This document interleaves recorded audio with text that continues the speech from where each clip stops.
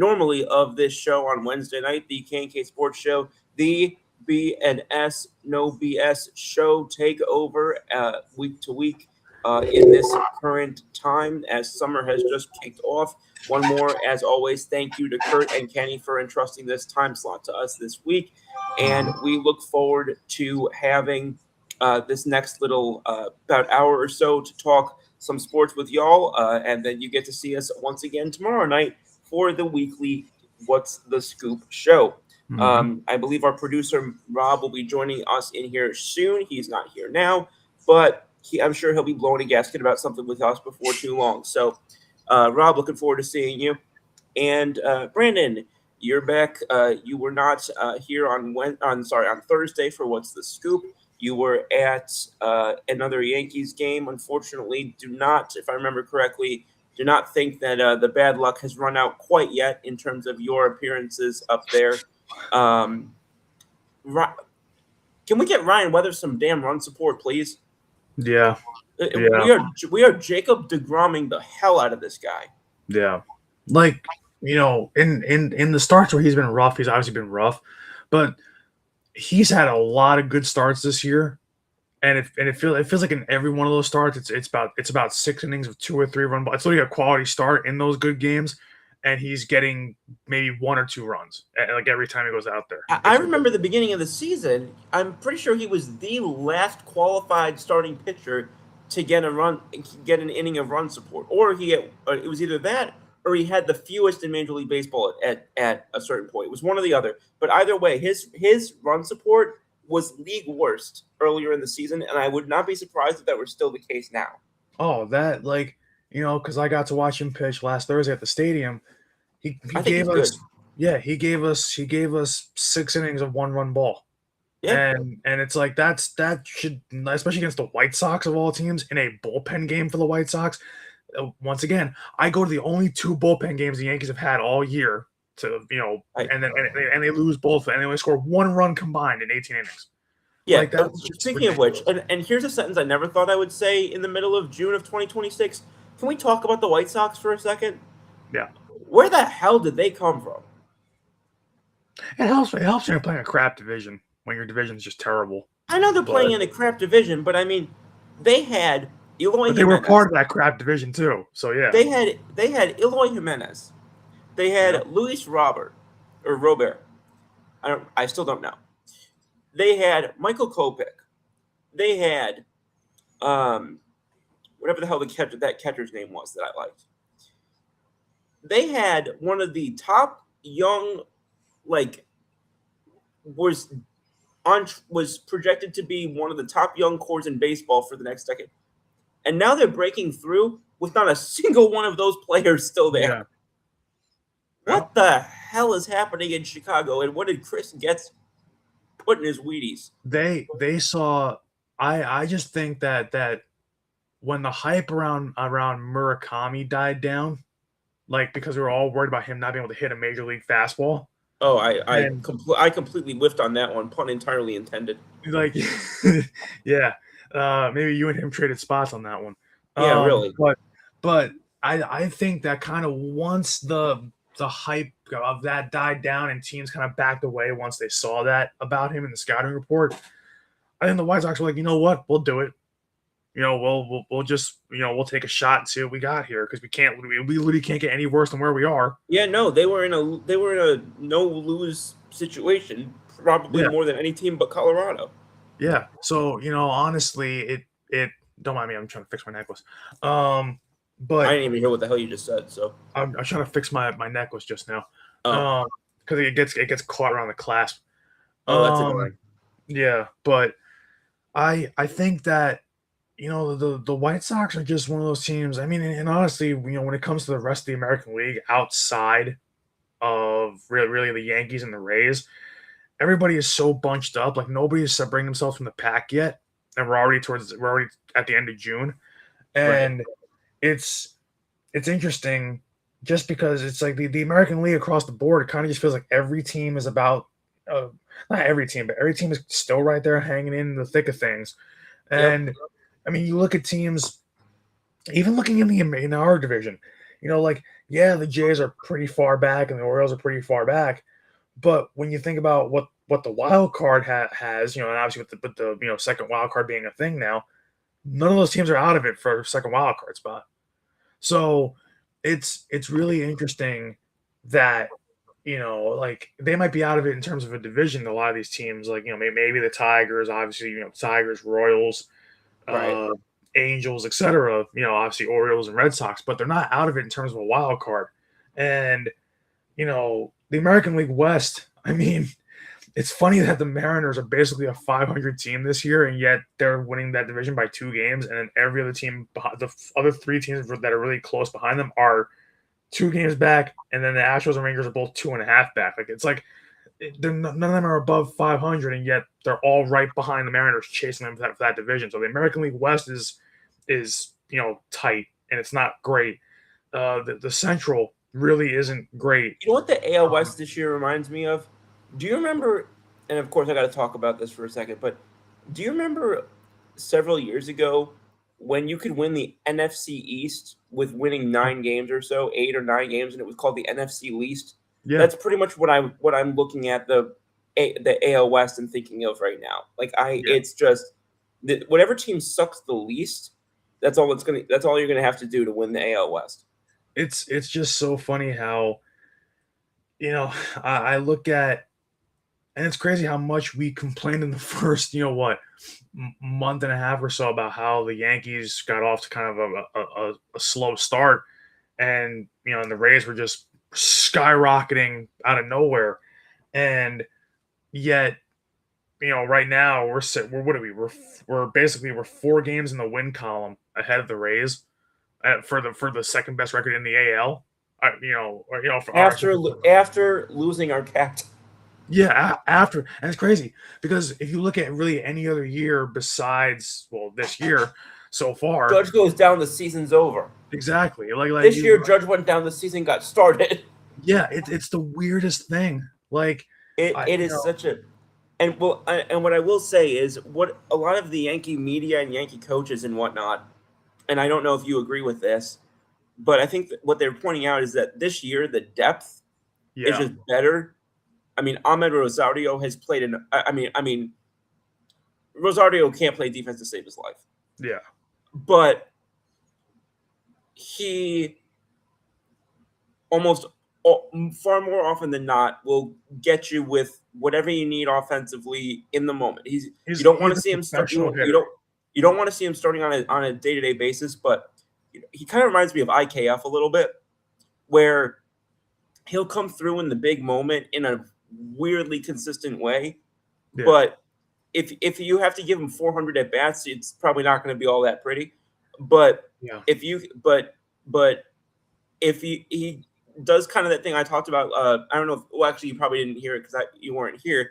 But I kind of talked about last week the guys who will just jump on and they'll do the role that they're cut out for, that the role that they're designed to do and that they're asked to do.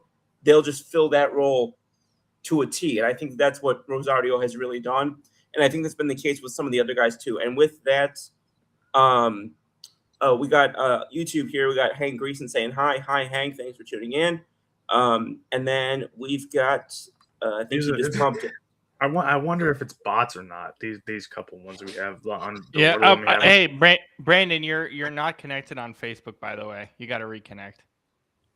I don't know because on my screen it says I'm connected, so I don't know. Oh yeah, no, you're not. You're not. So Nah, you gotta go in. You're literally offline. yeah, it's not super important. Yeah.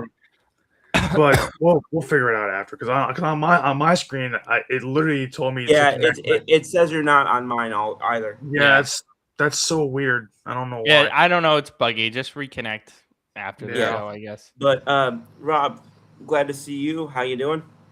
Good. I'm exhausted.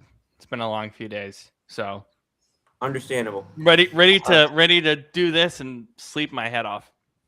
Oh, I thought you were trying to have me point to the lion. I thought you were trying to point to the lion sign because you were revealing Have it the right lion here. sign behind your head. No, dude, I ate and my throat is doing my like. Oh no, you're not weird sick again, thing. are you?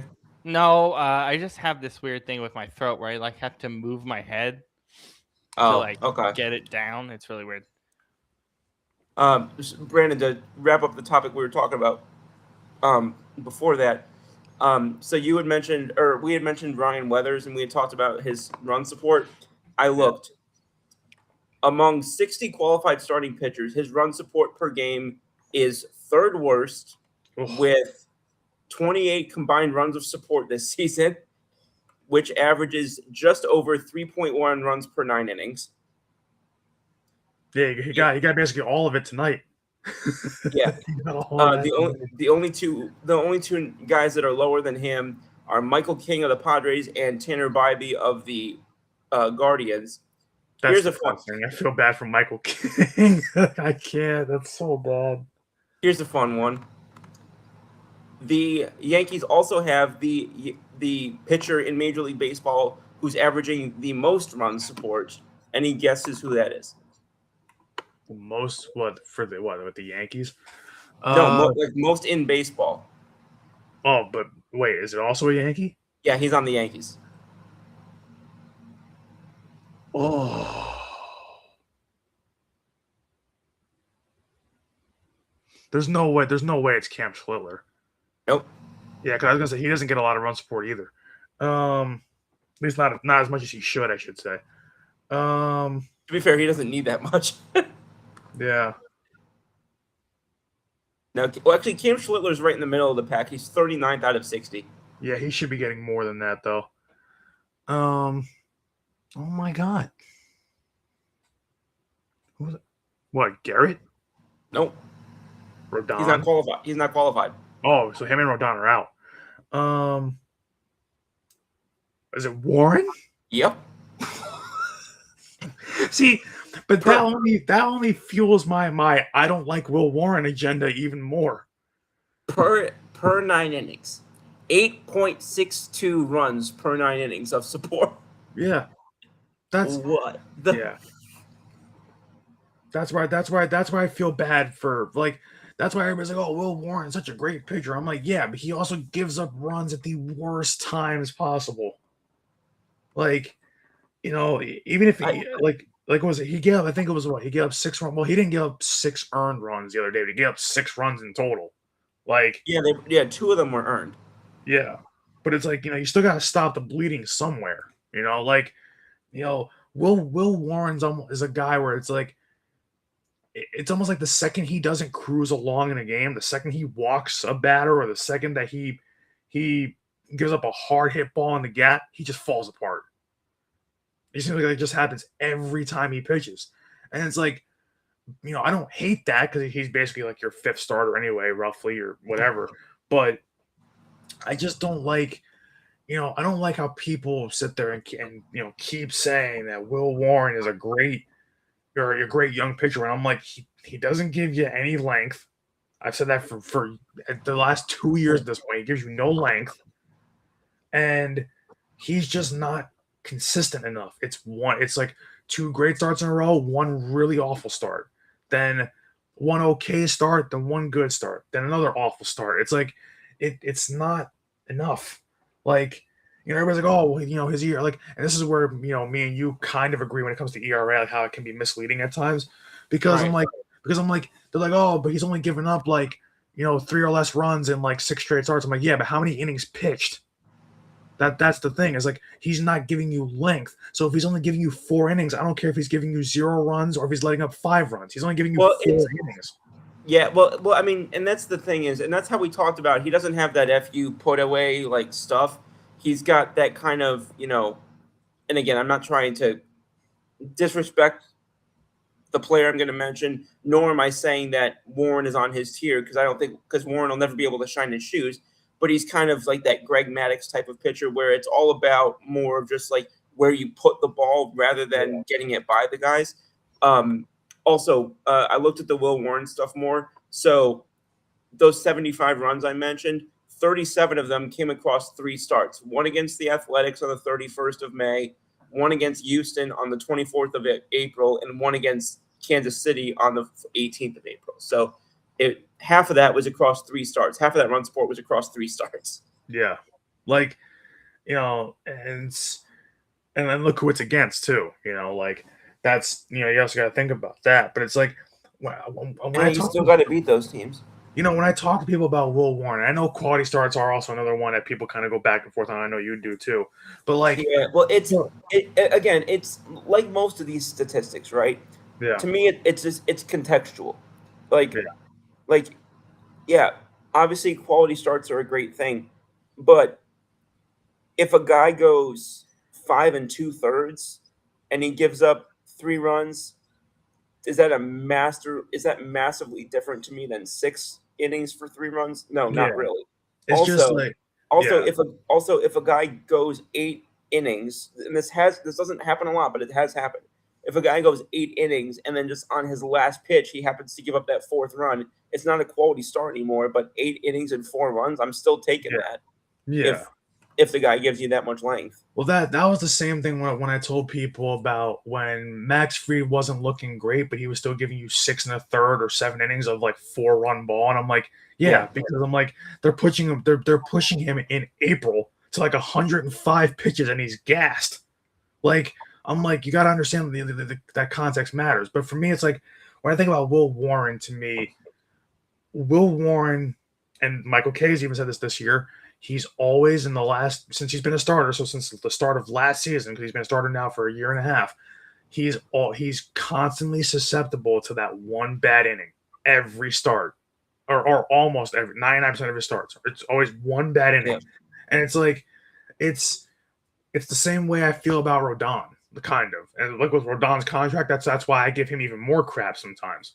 But but Yeah, I mean, it's what was it, 6 for 162, I think. yeah, like but when I think about Warren, right, and I think about the quality start thing, like yeah, it's not the best measuring stick, but look at it this way. He's only giving up 2 or 3 runs, really like what 9 of his last 10 starts, whatever it is. Like he only got roughed up really bad against the Rangers on May 6th. I'm looking at his numbers, but when you look at the quality starts thing, right, like he's only had a quality start. Let's see how many starts is this? 1, 2, 3, 6, 9. Okay, so yeah, it's his last 10. In his last 10 starts, he's only giving you the definition of a quality start in 1, 2, 3 starts. Sorry, 4 starts. 4 of his last 10. But the other 6 are either like, and especially the like 2 out of the last 3 are only 4 innings. He's not even getting through 5 innings. Wait, hang on. So It 4 of the last 10. yeah, yeah. So yeah, that's no, that's what I said. Before the last 10 have been quality starts, but it's like to me, it's like with how much people keep saying, "Oh, he's a good young starter," I'm like, yeah, but you should be. I don't care if you're the first starter or if you're the fifth. You need to be more consistent in giving your team at like around 6 innings. Or it's like Yeah, if you're the fifth starter, I want you going at least but 5 1/3, 5 2/3. At but least give me something. can I respond to that though? Yeah, Because so you said 4 of the last 10, right? yeah, I just want to mention 2 of those other 6 is the exact scenario I outlined, which is 5 2/3 with 2 earned runs. He did that. He's done that twice. His last start, he did that, yeah, and he did that, because that's what they count for quality starts. It's earned runs. yeah, So he did that there, and he did that once against Baltimore on May 12th. So I agree with you that he needs to give more length, and I agree with you that pitching well only matters so much if you're not getting the distance out of them too. But I yeah, do want to mention that the scenario I just outlined did come into play here, not once yeah, but twice. yeah, But yeah, but I agree with you that three other instances he didn't even get through the fifth inning. So yeah. there's still very much that problem that you Yeah, outlined it's too. like as a fourth or a fifth guy, it's like your 1 and 2 guys should be giving you Yeah. every single start should be between 6 and 7 at Mhm. least, and then your third guy should give you somewhere between 5 and 6. Like your fourth guy probably should get in at least into the fifth, but for someone like that, they keep talking about, they keep touting Will Warren, like for some reason so highly, even though his stuff isn't great. They keep talking about it, but I'm like, but he's not giving you like, especially with how great the Yankees rotation is this year. Yeah. It's like, and of course, it's like, everybody's like, oh well, why are they not, doing better in like Will Warren's starts and things like that. I mean, he's 7-2, but I'm saying like there's still a lot of games where it's no decisions. I'm like, yeah, it's a no decision because you're asking your bullpen to get you, what is that, 12 outs? Like, it's a lot to ask out of your bullpen every time Will Warren, not every time, but a lot of times that Will Warren starts, you don't know if he's going to give you 4 or if he's going to give you. The thing is, he doesn't give you anything past like 6 is his max. That's like I mean, Yeah, like, he's only gone past 6 twice in the this last, year. yeah, Twice yeah, this year, and then one of those 2 was only 1 out past 6. yeah. Like, you know, and then when I look at like especially in his last 10, 3 of them he didn't even get through 5. He got through 4 twice. He got 4 exactly, and then 4 and a third once. This start against Anaheim has to be the worst, or not worst, the weirdest start maybe that I've ever seen. Yeah. So here's my question though. When you look at what the Yankees are doing with their pitching and just everything in general, especially the last month, who minus your division, who are you worried about in the AL? Is there any team that you're like, okay, I'm massively concerned come October in the AL where you're just like, is there any team right now where you're like, I don't want to face them if the playoffs started tomorrow? You said outside of our division? Yes. No. The only team I'm concerned about in the AL is Tampa. Yeah, I wouldn't worry too much about the A's, but I think if the A's could, like, they have a lot of young guys that can hit really well. So I think if those guys continue to hit well, and I think if the A's kind of can hang on and hang around in the AL West, I think they can make some noise, believe it or not, as much as crazy as that is to say. But you know, they're one of the teams last year, like we said, that they were pesky. This year they're a little bit more than pesky. Like they're kind of like almost there sneaky. are teams that I think can give us a run for our money, and teams that that could. I mean, again, any given Sunday type of thing, right? Any team can beat any team at any time, right? Yeah. It's just, but if you're saying like teams that actually concern me going into a series, there's one team in the AL that concerns me, and it's Tampa Bay, and that's because at least once you're going to have to go into freaking Tropicana Field. Oh yeah. And that place is our freaking Elm Street. Yeah. Never seen that movie, but still.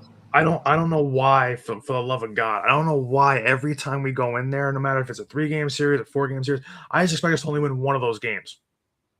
Every single time we go in there. I expect us to lose and that's assuming that stupid ass catwalk doesn't come into play. I hate that damn thing. So do I. I would never let my cat walk on that thing. Not even just for the Yankees, but just in baseball in general. The fact that stadium has that catwalk and that affects games so bad. And the thing is, that roof also affects things badly because the ball blends in with the roof.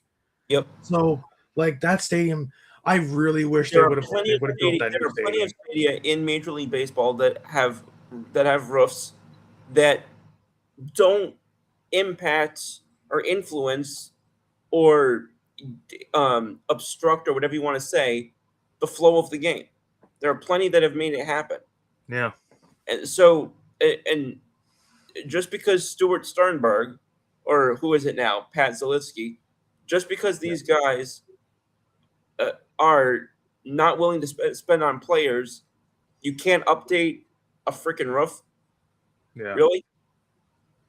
I will say, though, because these owners are cheap. What have we learned in the CBA? Oh, yeah. Why are you scared, Scoop? This is my role as a producer. I come in and out. In, out. Don't get scared. I'm not a villain.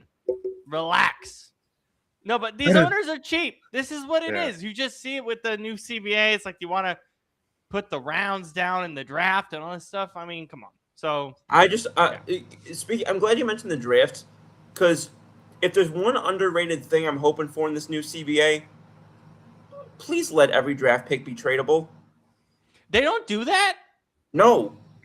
Okay, and you know that's funny because I just saw Shams Charania ruin my timeline with, oh, here's the 60th pick being traded for cash. I don't care. How does that ruin your timeline, though? Dude, My entire day was Shams. The Knicks traded this pick. I know. The amount of this is a side tangent. The amount of trades in the NBA, they literally were just like, here's this, here's these second round picks, take them. Here's $200K, take them. They don't care. Aloha. It's so funny to me. It's like, and this is why I hate the NBA draft. After the lottery, no one cares. Well, see. Here's the thing. I had to care right up until the very end because my damn Pelicans picked 58th overall out of 60. Why do you care about a 58th overall pick? Nobody cares. This is the NBA, bro. Nobody cares in the NBA unless you produce. Nobody cares, man. Half of the time, these second round picks are going to be in the G League or best case scenario be in Europe. Or it's like more than half. So rare, more than half. It is the most pointless thing in the world. And I'm not saying it's like these guys deserve to get drafted, but I just don't like the fact that it's just this. The teams don't even care about second round picks because literally, Scoop, they will literally if you ask the Pelicans to give you second round selections, they'll just give them to you. That's how much they don't care. Well, they don't care. Well, since you mentioned second round selections, can I talk about one trade real quick? Oh my God! Stop it! Nobody. This Isaiah Stewart thing proved my exact point. He's not valuable. 3 second round selections for a guy. It's because of the contract he's on. It's because Memphis is assuming his entire contract. I get that, but it's like, oh my God, you can't give up one first. They barely have any firsts. It's so stupid. They're going to get the NBA draft. I assume they're going to get first back when they finally trade Gunboy over there, but. By the way, I don't know how you feel about the Isaiah Stewart trade because what's going to matter is what happens to Ja. Well, no, but what I'm saying is, how can you make, as much as you love Isaiah, how can you make a determination about the trade when Ja Morant isn't even traded yet? Well, I mean, ironically, that's about what I was going to say, is that a lot of this is going to hinge on what happens with Ja Morant. Oh, absolutely. I 100% agree. It doesn't make them better, though. But it doesn't make them better. Well, part of what I was going to say is this. I think he fits the fabric of what they were doing on the court when they had guys like Dylan Brooks, when they had a very, sort of physical, intimidating style. Absolutely. I think that Isaiah Stewart I consider more of a high IQ version of Dylan Brooks in some capacities, in terms of just his on court sort of disrupting style, the type of guy who's, you hate going up against him and you love him when he's on your team, like the polarizing type of player. I guess. I mean, look, Duren was much worse than him in the playoffs. Oh, yeah. And they also kept screwing with his minutes. Like that's the whole rotation thing we talked about. They kept screwing with his minutes. Yes, obviously. But that's the thing though with Isaiah is I like putting him in a place like Memphis where he can actually play rim protection. Right. That's what he's good at. So I think that's the biggest positive is that he can potentially, depending on other moves, actually be the rim protector he was drafted as versus, I have to deal with Duren in the paint and that doesn't help me at all. So that's the thing. So I don't, but 3 second rounders, I mean, I'm saying a 3 second rounders is a bag of chips in the NBA. Nobody cares. Well, and again, a good amount of that is Detroit wanted to have additional cap flexibility that they basically didn't have, and that's typically what happens in in any league, but especially the NBA. With the second apron, of course. With the second apron and with second round picks, typically those ends up being fodder for just give me something so I can move this contract if you're willing to assume the contract entirely, which Memphis is because of the fact. And now keep in mind, now you're putting him with Boozer, who they drafted in, I think it was third overall. So that makes, I think, and what's his name? Windhorst during the draft basically said that Ja Morant trading or Ja Morant being traded is probably happening very soon. So so I think that, again, all these things operating sort of off of one another. Individually, none of the moves tell us all that much. I agree on that. It's how they all play off of one another that I think. And again, we're not going to know that for a little bit of time still. I think if I was to, because what bothers me about day one and day two, well, day one after the 14 selections and day two, because it didn't used to be 2 days.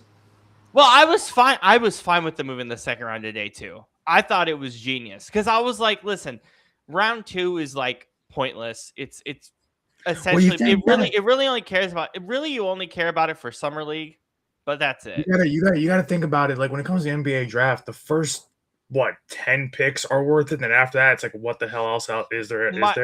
My thought process has always been the lottery selections are what matter, even if the class is weak. This class is awful. At least right now, as it currently stands before we get into summer league. And honestly, this was one of the few drafts where I think the first maybe 4 or 5 picks mattered, and the rest was just cannon fodder. I just didn't care. But I just like we need so the step-in rule exists, but the step-in rule I don't think is doing what it's intended necessarily because it's like we're still just trading. The teams. I'm not saying that there needs to be limitations on trading because I think that's stupid, but just the amount of trades is it's ridiculous. You're trading for nothing. You're making cash moves. Like it's just it's so weird that the GMs are that lenient. And I understand you're seeing that in the NFL and the MLB and all these different sports like they're taking from the NBA, but there is and that's the thing. We had a trade yesterday from I think it was somewhere around the 20th or the 20th to 25th pick. It was a freaking 4-team trade. What? Yeah. And I get it. It's the second apron, but look, 2 years ago we had an 8-team trade. Like the fact that this is even allowed, the fact that we are in a position with the second apron where we're just going to allow, like today it was just this team traded this. It is exhausting, and it's exhausting for the simple reason that most of these picks that are being traded, it's virtually nothing. Half of these guys are barely going to make an NBA roster, if that. That's why like that's why I always say the only picks I care about in the NBA draft every year are the first 10. After that, I don't care. And it's fine. I extend it to the lottery, but that's fair. I think it's 4 picks more. What's the difference? Yeah. It makes, first off, I think it makes, number one, I think the ESPN, I think the WNBA draft coverage is better because honestly, the picks actually matter a lot more. There's also far fewer teams. That's an accurate point, absolutely. But it's my thing with it. It's like it's one of the drafts, and I don't know. I don't watch the NHL draft as much. You guys can give me that thought process. That's actually my favorite draft, to be honest. Okay, I actually want to hear why because I don't watch it as much as I probably should over the years. But the NBA draft, to me, speaking of, if you want to say what draft is the worst, I think the NBA draft is the worst. I don't like anything about it. I just want to know who got picked, and that's it. Also, before we go to the NHL draft, my biggest problem with the NBA draft, and this has been a problem for a decade, if a team makes a pick and they're supposed to be traded to another team, give them the proper damn hat. Yeah. Also, we need to allow the trades to go through. We need to stop waiting until July or whatever it is to make the trades go through. If Giannis gets traded and he's a Miami Heat yesterday, he's on the Heat, the trade goes through. I don't need to wait an extra month. It doesn't need to be that much. Go, Scoop, please. Well, it's one last thing that I want to mention about the trading thing because this is actually relevant. Like I've seen, like Brandon will remember this happened with our most famous alum as far as going into the NBA, Sandro Mamukelashvili. Mm-hmm. That happened when he was drafted. He was drafted by a team that he never played for, but he was drafted with that hat. Isaiah, when he was drafted actually traded twice.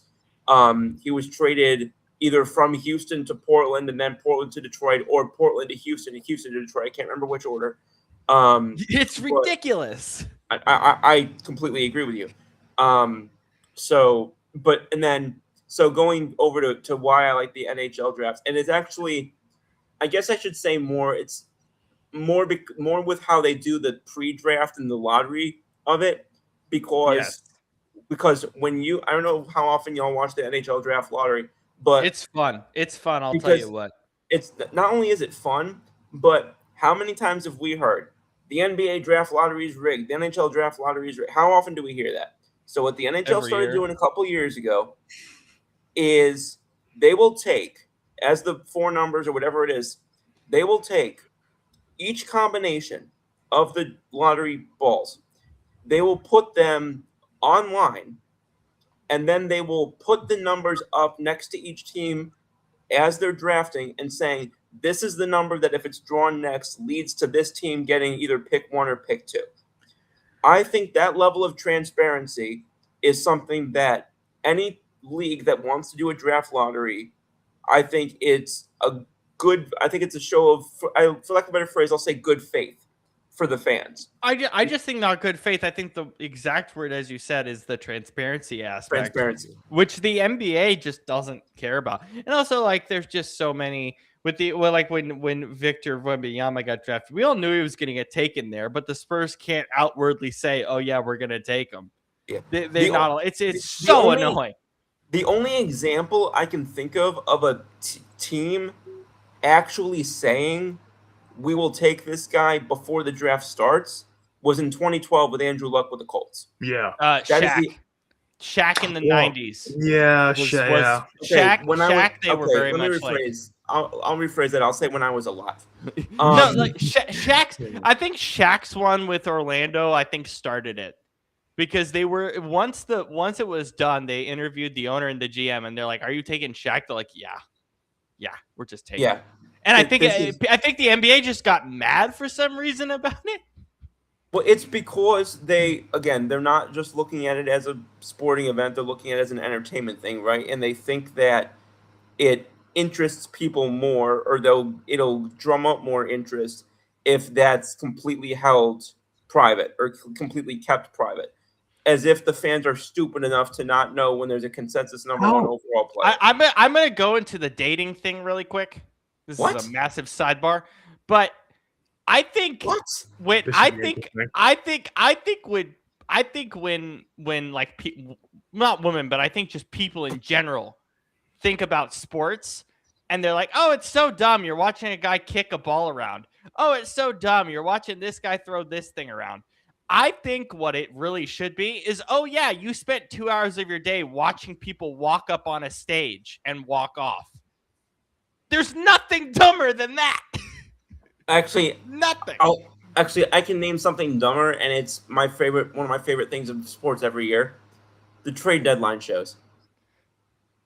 How is that dumber than guys walking on a stage? You're watching people sit around talking about things that may or may not happen for 8 hours. That's every news station in America. Actually, Newsflash.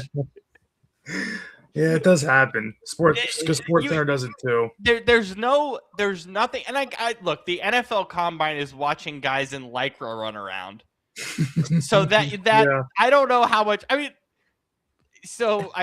I don't think it's worse than guys walking on a stage. But it's not because of that. It's dumb for a lot of reasons. I think the Combine's dumb as hell, but it's not because of that. It's just because literally, how did John Ross do in the NFL? Like, it's these guys who get these top records on these different things. Because people view it badly. Sorry, Scoop, to interrupt. Yeah. People view it badly. People view the Combine as like this end-all be-all of a player when it's just one aspect of it. And by the way, do you see the viewership is down like 15% year over year? Because nobody people cares. realize it doesn't matter. That's my whole damn point. You know what I've been No, thinking and I agree. I agree. Watching the NFL Combine, I watched every minute of it this year. It wasn't that bad. I'm pretty sure we all did because we did those shows on FAH. Right, but I think the number, if I remember correctly from Awful Announcing, was an average of 480,000 per day. which I just is love nothing. that. I love that they call themselves awful announcing. It's just so funny. I love awful announcing. I love those guys. The amount of transparency they have on media in general is fantastic, especially when Alexi Lawless is this bad over the last month.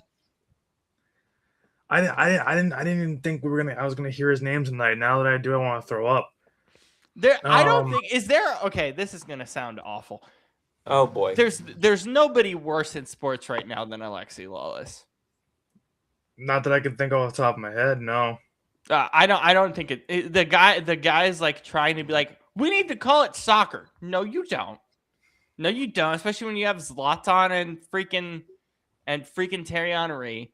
The whole U.S. thing. Oh, it's so annoying. That was the one thing that drove me crazy. I was watching because obviously it comes on around lunchtime here when the Pat McAfee show comes on, because I know that they love sports and they're just a bunch of good time guys, but like they talk about, like, you can tell when they don't know about what they're talking about, obviously, when they talk about certain sports, and they're like, oh, I think Alexi Laws gets a lot of like unnecessary hate. I'm like, you guys don't know soccer. He's actually awful.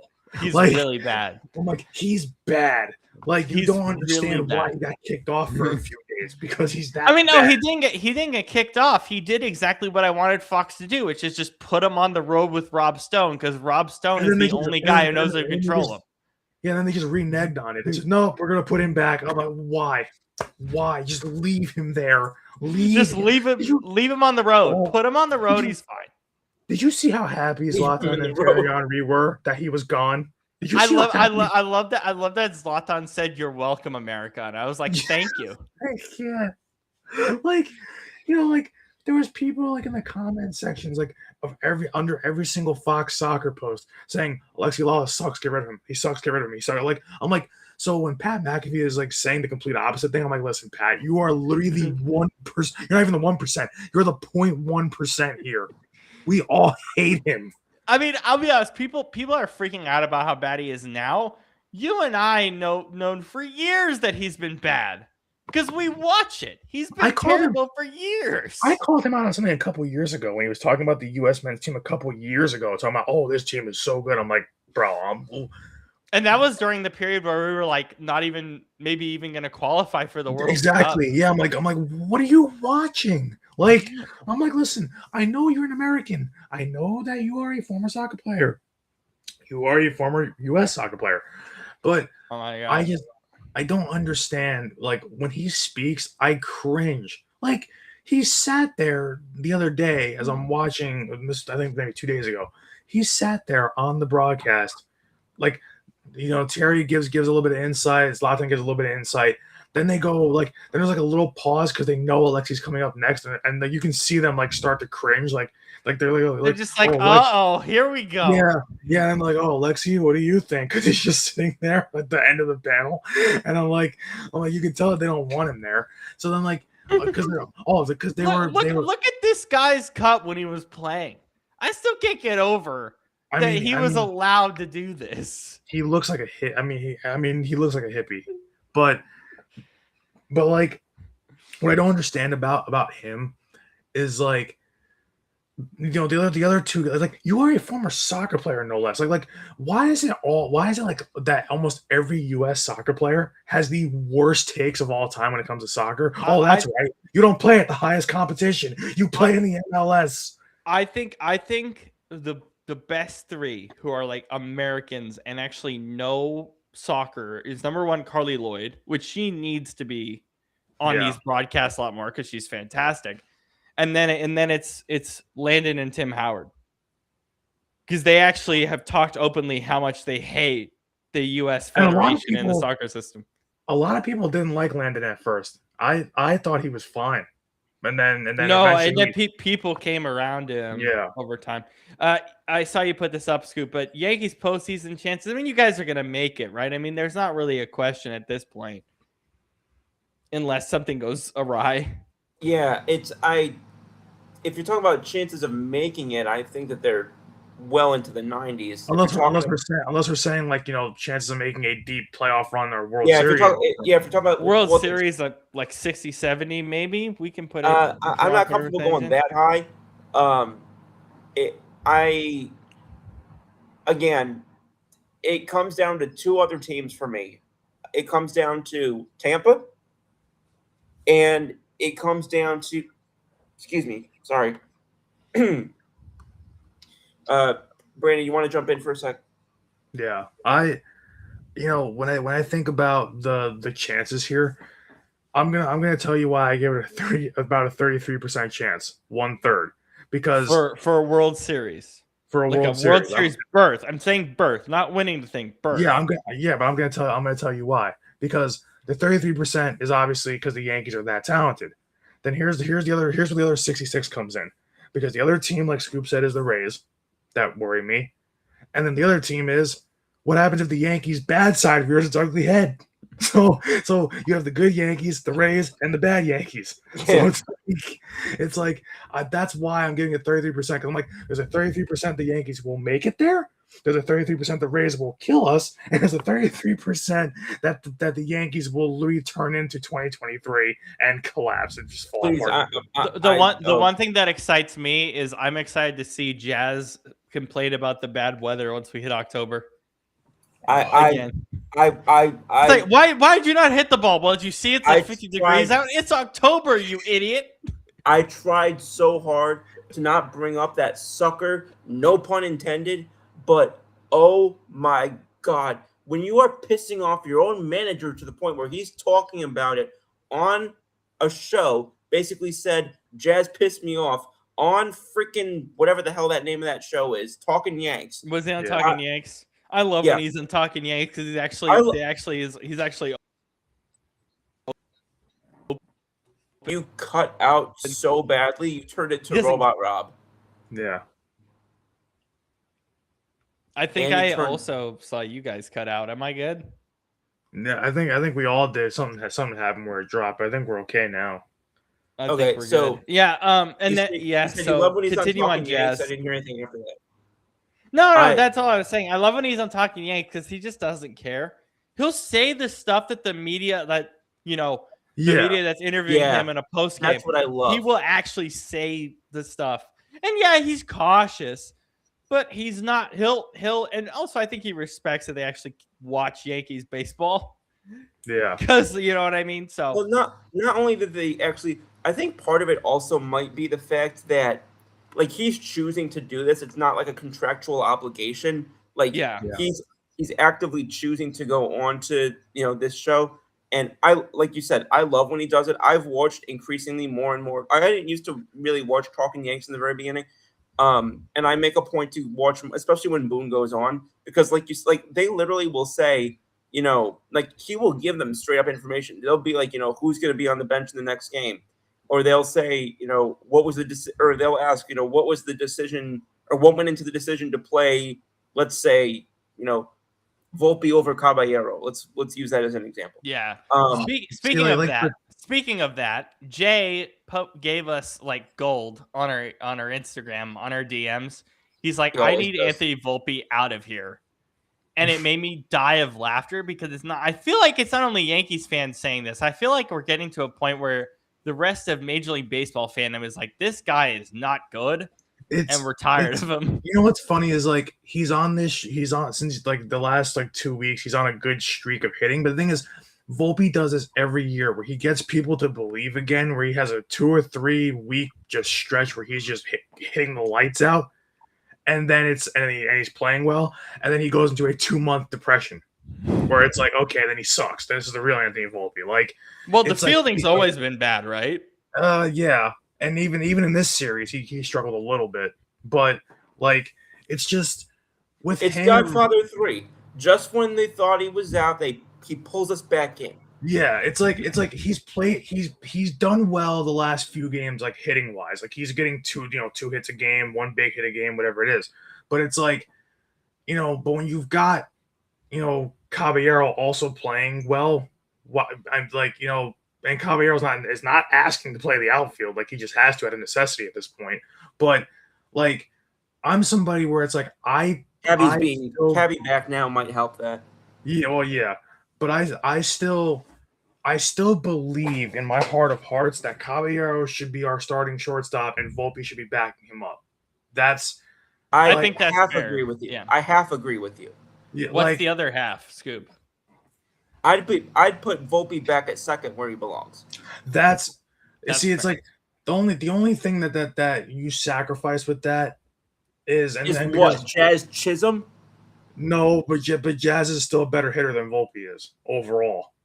Like it might not show recently in the last week or two, but Jazz is still a better hitter, and he's a better base runner than Volpe. I need to buy Scoop a copy of MLB The Show with Jazz on the cover at this point. And just make I it frame have on that the damn wall. game. And You listen, like, have the wait? Do you have like a physical copy of it? I don't remember. I typically buy the digital copies. Oh my like god! don't, I should get you a physical copy and have you frame it behind you. don't get me Frame wrong. it. Like That's don't gonna get me wrong. become my friggin' sleep paralysis demon. I'm not a Jazz fan either, but and listen, they both piss me off for a lot of reasons. But I think to me, like Jazz has been a million times worse to me. when both guys don't field well, and when both guys like one guy the problem with Jazz is he's not a locker room problem, but it technically is. He's a head case. And well, Volpe says and does the right things, but Volpe's also, shown a little bit of like he was the kind of pissed when he didn't get the starting shortstop job over Caballero. I don't mind a player being pissed. I mind a player taking it out on his own team. Yeah, like Yeah. I'd actually want a player to be pissed if he's not starting. You'd want your players to want to start. Yeah, and that's why I said for even going back to last year, I wanted Caballero to start immediately over Anthony Volpe because Caballero's a gamer. Ow. So but what happened, Scoop? Why do you hurt yourself every show? The thing is with when it comes to like Jazz and Volpe at second, like I think Jazz has the better range. He's more athletic than Volpe. He just is. But I mean, they both can't field, but Jazz is still more athletic. It's just that the biggest problem with Jazz is if he took the game seriously, he'd be such a damn good player. Everyone knows this. Here's Even the thing. casual fans like myself who can't watch every single game. Well, see, here's the issue that I have. Volpe knows he's not that athletic. Yeah. Jazz thinks he's more athletic than he is. Yeah. It's like they're on like two ends of the spectrum where it's like one guy is kind of what you don't want in a player in terms of like the personality and the head case stuff, and then the other guy is also what you don't want in a player just because he sucks. Or at least he's worse, I should say. But like to me, when both guys, and I said this before, but when both guys aren't great fielders, and when both guys just are streaky kind of hitters. But the thing is, Jazz, I like more. Jazz is more pop in his bat. Jazz is a better base stealer, and I think I think he just kind of edges out Volpe in that regard. Where I'm like, Jazz to me is still the better player right now, but it's just like I just don't buy into the Volpe hype every time he has 2 weeks of good baseball because I know he's gonna come back down to earth. So it's like I'm somebody where it's like he's done this every year of his career so far, where he'll literally have he'll be literally counted out, left for dead, have 2 great weeks where he's batting over 300 and over 800 OPS and all these kinds of things, and then after that 2-week stretch, he slowly game by game starts to then fall off, and then all of a sudden you look up at the end of August, early September, and he's batting 202, and it's like it's like that's why for me I'm like. To me, like I know Jazz he won't always be a 270, 280 hitter, but he's not going to be where Anthony Volpe was at his worst either. Like I still have like as much as I don't like either player. But that's the thing is you're relying at that moment. You're relying on pure age being the biggest factor in his regression. I have to wonder what I'm getting from a personality and effort standpoint on a day-to-day basis with Jazz Chisholm. Yeah. Are you just going to be a damn space cadet today with, your hearing aids, not hearing aids, excuse me, your, what are they called? The earbuds. With your earbuds thing. Your earbuds falling out, your dumb. I don't know why we're committing cannibalism on the field, but your dum stuck in your mouth. And it's crazy because, like, and we talk about this when it comes to bolt, like, everybody has their reasons for not. Who was revving an engine outside of my house at 12:45 in the morning? Like, did you guys hear that? Yeah. No, I just saw Rob Formula sounded One? like a What was lawnmower. that? Like, Rob sounded like a no, lawnmower just then. My- That wasn't my- me. That was Brandon. No, my you window. mimicking it did that. Yeah, my window is closed shut completely, and the fact that you guys can hear it through my window into my microphone, and you can hear it come out on your guys' end is ridiculous. No, I could only hear Rob's reenactment of the situation. I couldn't. No, hear I heard that. I heard that because I got my headphones in. I don't know where this thing is going. I can't even focus because it's so damn loud outside my house for some reason. Oh my God. hear it? All right, wait. Can I transition you guys into a complaint I have about the World Cup, or Yeah, go ahead. Yeah, go for it. Okay, I made a mistake. Uh-oh. I made a crucial mistake. Uh-oh. 48 teams was stupid. I'm experiencing World Cup burnout. This is awful. I told you we said it. There's way too many games. Yes. Starting today, there are 8 games a day until Friday night. 8 games a day. And if I remember correctly, doesn't the final not happen for almost another month? Yep. Dude, here's the thing. When we get to the knockout stage, I'm all in. It's the knockout stage. If you mess up, you're out. But 8 games a day. That's 8 why games a day. That's why, because I knew we were going to get to this point. That's why I'm only focusing on like the teams that we care about, which is the U.S. and Portugal. It's the only thing I care about. Like, I don't care. Like, I will watch. Oh, by the way, South Korea, what were you doing today? You're not making it. Cape Verde has a better chance of making it through than you do. I love that. I love that kid. Cape Verde. I don't get me wrong. I kind of forgot about this. I knew this when I was little, but I forgot about it over the years. I forgot that Cape Verde is a Portuguese country. It is. Their official language is Portuguese, and even though they're an African country, they speak like they only speak Portuguese, nothing else, which I always found interesting. But yeah. And this is gonna switch to my other thing. It makes me think about the NFL actually. And how I'm scared of how the NFL is going to go. Because honestly, even one NFL game a night would piss me off. Yeah. Like Monday through Friday. It would piss me off. I'm fine if it's the holiday season and stuff. That's fair. Yeah. I'm fine that opening night's on a Wednesday. That's fair. But it's like the NFL increasingly, especially if something happens with the antitrust exemption, Monday on we're slowly creeping towards like Monday on ESPN, Tuesday on Apple TV, Wednesday on Netflix, Thursday on Prime. Like oh God, please no. We are rambling fast to that reality. Like I get it. The World Cup's on Fox, but all I'm saying is like the amount, like I'm at World Cup fatigue level, and we knew we were going to get there, right?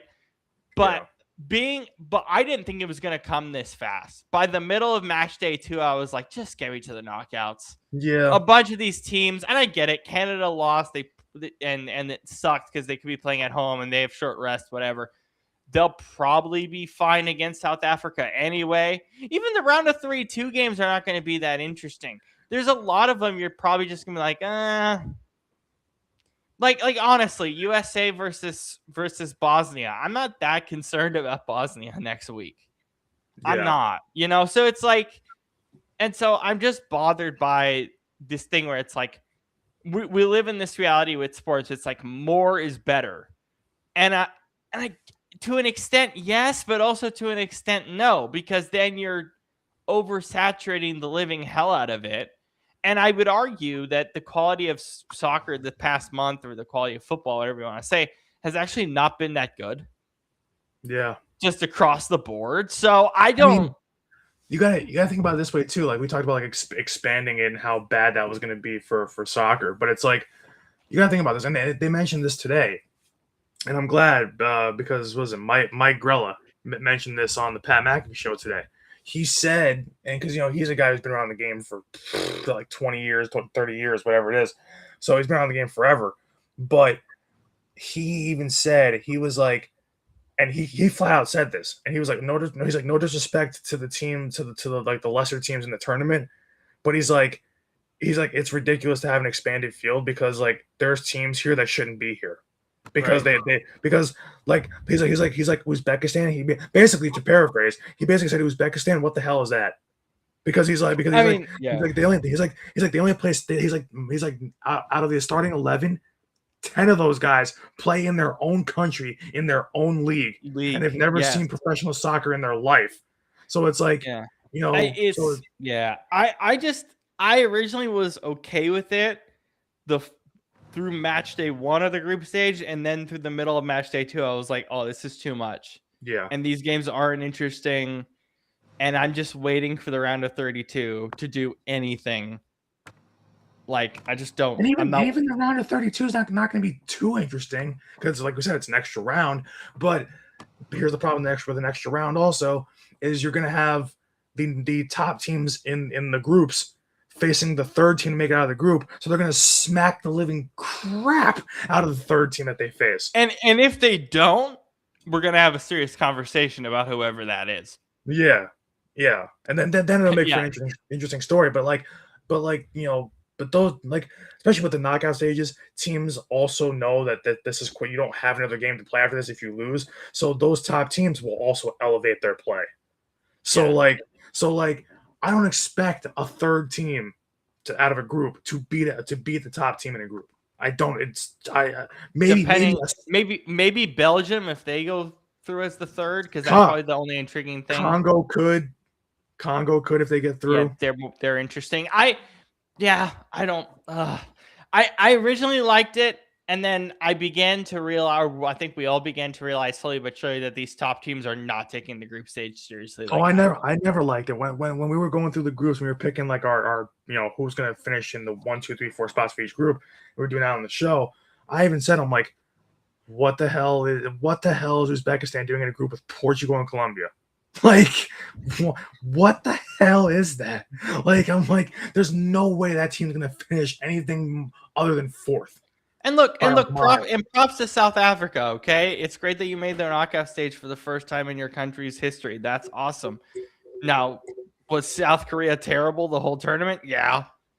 And I mean, they still could make it in, but it's like, those kind of feel good stories are good, but I don't expect them to go much further than that. I don't expect Canada to lose to them on Saturday. I don't expect that whatsoever.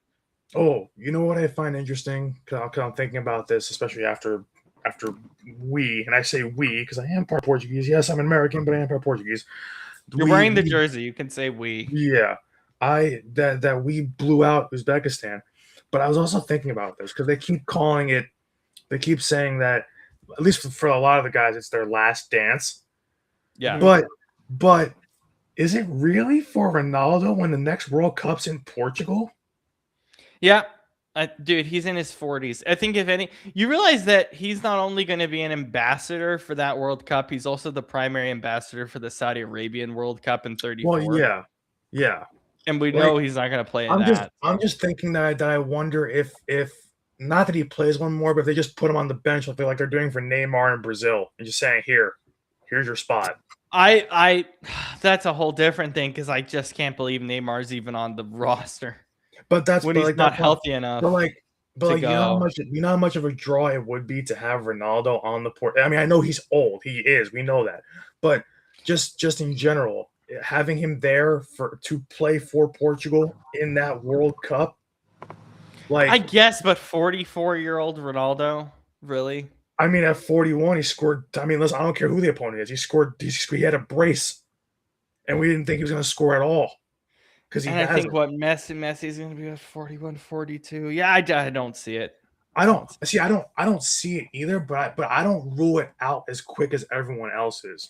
Do you think he's playing in the UK Euro in the Euros in 2 years? Do you think he's going over to the UK and playing in those Euros in 2 years' time? I don't think so. I think it depends on what happens here. Like, but I think it also he hasn't been very good in Saudi Arabia. Let's be honest. Yeah. So I mean, he can still do it against the lower tier countries and whatnot. But if he's playing against like literally, I don't expect him to do anything. I don't expect him or Messi because everybody's like giving Messi the old reach around treatment. I think take Messi aside, they are the best.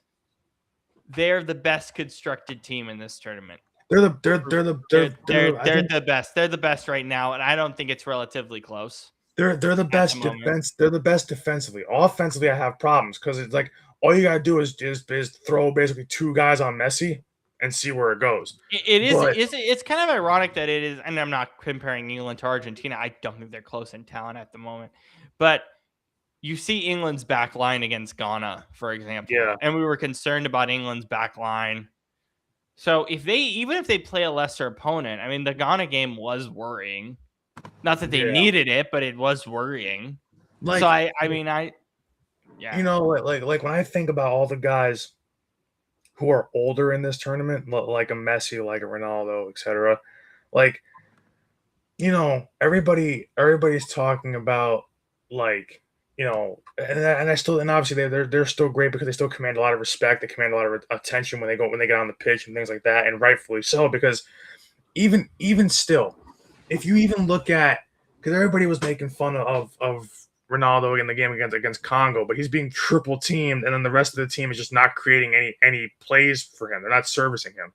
So I'm like, what do you want Ronaldo to do when he is 41? It doesn't matter if he's 41 or 31 in his prime. If he's getting triple teamed, you got to find other ways around that because that's why you have to use him successfully as a decoy because he's commanding all that attention. So older players can still be useful if you know how to use them. Portugal didn't know how to use Ronaldo against Congo, but they figured it out against Uzbekistan because they figured, hey, we got to throw more crosses into the box. We got to give him the ball in space. We have to spread the pitch more, like spread out. I mean, it did feel like the game was over after the first goal, which is what you needed. So, I mean, yeah. Like, but the thing is, like, I always think about it, like, you know, everybody is, like, it's still an impressive feat. Like, you know, yes, they're older, right? And we always talk about, like, how quarterbacks in the NFL can play until they're 42, 43, whatever it is. Like, and, of course, Brady played till he was 45. And Ronaldo has said before he wanted to play till he was 45, which means that this would not be his last World Cup if he did so. But I also think that you also understand that obviously soccer, football is physically demanding too, but soccer, you are constantly running for 90 minutes. And not only that, and we've had this not here, but we've had this conversation for years.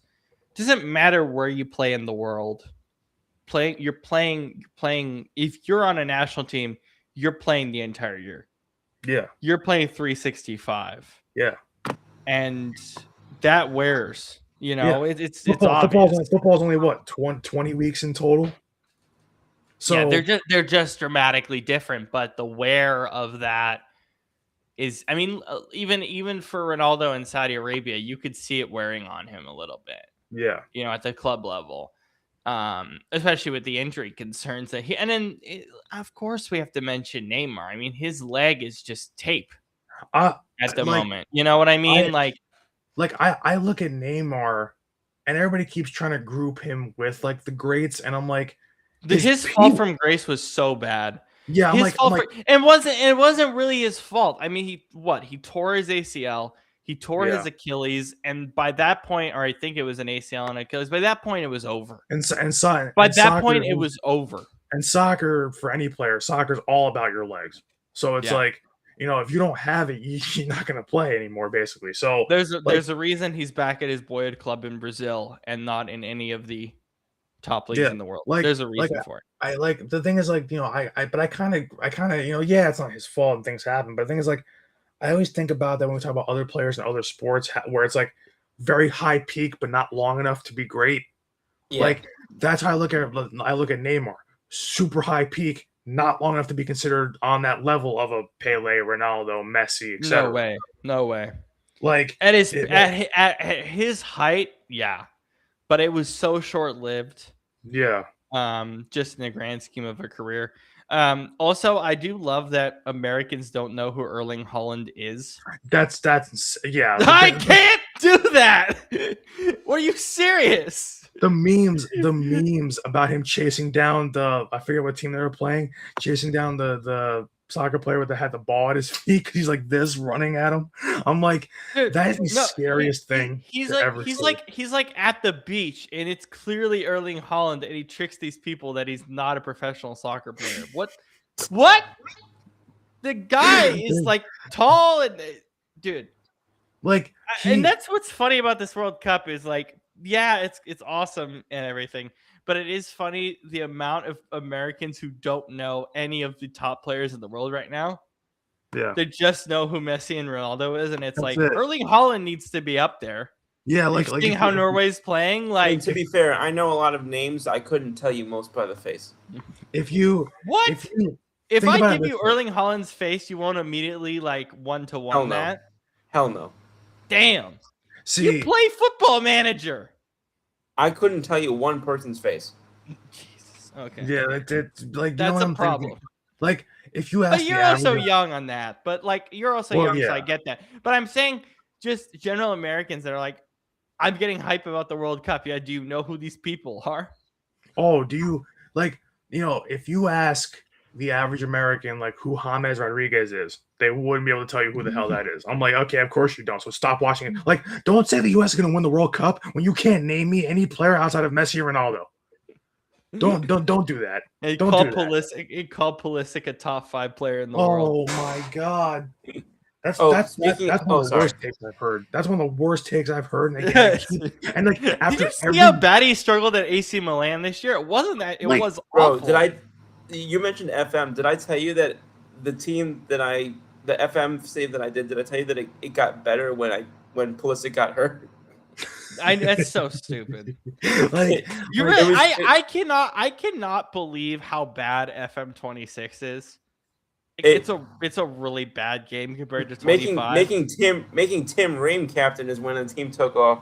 Oh, Tim Ream is a cap. He's like an alternate captain. In real life. No, but like making him primary captain is when the team. That's so funny. I will never understand. Did you win a World Cup with Curacao or Cape Verde yet? I went and I did another one and I won a second one with the U.S.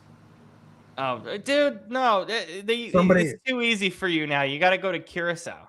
Curacao? Okay, I haven't tried Curacao yet. Do Curacao and then do Cape Verde. Yeah, okay. Somebody needs to give. Well, I know it's easy because of our ranking in the world, but Portugal doesn't have one. Give us one in FM if we don't get one in real life. Okay, but he can if he can do it with the stupid U.S. national team, he can do it with Portugal and his eyes closed. The stupid U.S. national. It's crazy. Like, if we can, I can't believe Scoop has better tactical awareness than Arne Slot did with Liverpool this year. Oh, jeez. I mean, yeah. I'm not wrong. Like, I like, to me, I hate that the commentators, excuse me, they don't say announcers in the other part of the world, that the commentators said after the Portugal Uzbekistan game, they're like, oh, this is the version of Portugal we get the rest of the tournament, then watch out. I'm like, don't say that, you just jinxed us. I'm like, don't say that. I mean, they are British, so why if you don't want to get bothered by the commentary, watch it on Telemundo. It's a better product anyway. I've heard that Telemundo has the best broadcasting ever. I don't care if I can't understand it. I just want to be able to yell goal for 30 seconds and lose my mind. Telemundo's like, I haven't put on Telemundo because, as I said, I like kind of talking about Fox and what they do, so I'm gonna watch Fox, but Telemundo's pretty great. They know what they're doing. They actually Telemundo is one of the only stations on your local cable package that does soccer every weekend. So are you surprised? I can turn on Telemundo in the middle of February when nothing's on, and I can literally watch there's Liga MX just randomly on your Mexican TV. Soccer game. I'm like, this is phenomenal. Yes. Like, I don't know who the hell is playing. I don't know what the hell they're saying, but I love it anyway. Like, it's Telemundo's been great. like, And, it's and like, guess like what? No stupid ads during the hydration break. oh, it's so good. Thank God. Like, I have to watch it. I haven't watched it yet, but I have to watch it. I need to watch it. Like, because I grew up with Telemundo in my house. Well, like, because I'm gonna piss off a lot of Portuguese and Spanish people at the same time, but my Portuguese great grandmother, when she was still alive, she understood Telemundo because Spanish is still close enough to Portuguese where it's understandable. Yeah, So, like is this so Latin? it's all Right? the Latin languages. So she used to watch Telemundo like when I used to go over her house and she would babysit me, and obviously there's a language barrier there between obviously my a great grandmother and her great grandson. I'm speaking English and she's speaking Portuguese, but yet my cousin would translate for me, so I made it easy so we could talk back and forth. But but it was like growing up with that in my house or at her house, and like going over there every summer after school ended because my grandfather couldn't watch me because he was still working at the time. So I got a lot of that like Portuguese and Spanish culture, and so I love. There's a special place in my heart, even though I can't understand it when someone speaks it, I can still read it and understand it if it's spoken slowly, like just because I'm picking up on it from being a little kid, having that on in the house and things like that. So. Yeah. So like I can't understand it, but I will absolutely watch a soccer game on Telemundo. I just remind me to, because when I have the chance, I think for the US game we should just watch it on Telemundo. sign me up. Sign me up. I will Wait, absolutely do that. Scoop, are we doing that tomorrow instead of our regular scheduled time? Yeah, let's do that. Let's do that. Yeah. Are we doing that? We're watching USA Turkey and Yeah, Paraguay. A game that doesn't matter because the US already clinched the group and Turkey's already eliminated. Well. The thing is, I also want to keep an eye and talk about Paraguay, Australia, because that's really gonna gonna be way more interesting for me. Yeah. Um, One thing I think I'm just trying to think about like what else, because I know we have to cover so much stuff, but if there's one thing I think I kind of want to start thinking about, at least for just preliminary stuff, is the NHL stuff, the trades and stuff that are going on, because we're getting into that part of the year. yeah, it's crazy, isn't it? Yeah. And well, also, I don't know if anybody looked at. I think it was Sean Sharania who said it. I don't recall exactly who, but we could be getting some news about the Charlotte Hornets in the next day or two. With LaMelo, I get it, and here's why I get it. The freak injuries are a problem. Yeah, they are a massive problem. They are, yeah. But I think we were all waiting. They had him on the block in the last 12 months. Yeah, and I thought Charlotte was really good last year. I don't. Oh my God! So what? Jaylen Brown for LaMelo Ball? Is that what we're gonna do? Probably. No. I'm just throwing it out there. I know. I don't think. I think Boston has to trade. Boston has to trade Jaylen Brown. He's clearly upset. Yeah, I think Boston wants a big man for him. They don't need one. Why? They have young big men everywhere. What I heard today is that they were trying to get a big man in return. That's bizarre. Oh my God. I'm just the Raptors. I also don't know who's coming off their books in 26. It doesn't matter who's coming off their books. For Boston, they're basically in the second apron anyway. No, but I'm just saying, you're talking about they don't need one. I'm saying I don't know if they have ones coming off the books that I'm not aware of. Yeah, it's just they have a young team and they have a lot of young depth in general. I don't know if it's necessarily a big one, but they have a lot of young depth. If I'm Toronto, am I really trading? Am I really trading Scotty Barnes? Brandon Ingram, I probably would do it if I'm Toronto. Well, I'm just trying to think about who else would be interested. We heard Toronto's interested, but like, does Toronto have a package that they would take? I don't know. Well, here's the thing: is I don't think that I think you publicized it too much that you were going to be trading Brown if you got Giannis. I think that you have to trade him now. I mean, look, he's getting moved. I just don't like Giannis. To me, was the only reasonable package. Let me ask you. Let me ask you all this. And I'm not trying to be like that crazy fan. I'm genuinely asking this question. Yves Missy for Jaylen Brown. Who says no? Are you kidding me? Are you?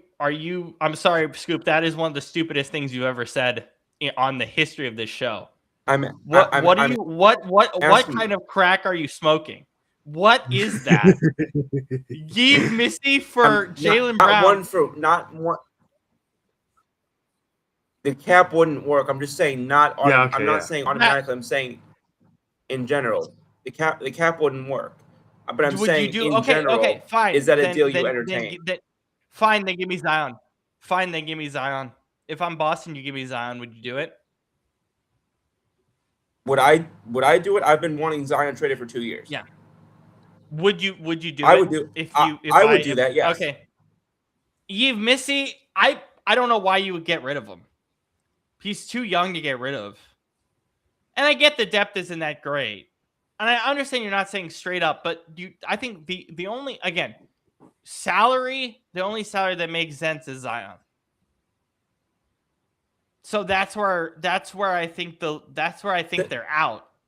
That's the tough thing, right? Because I think that there's a deal you can make that does involve those players that I mentioned, but because of, like you said, cap and everything else, I think the other pieces, I think, is where it falls apart. Also, you don't.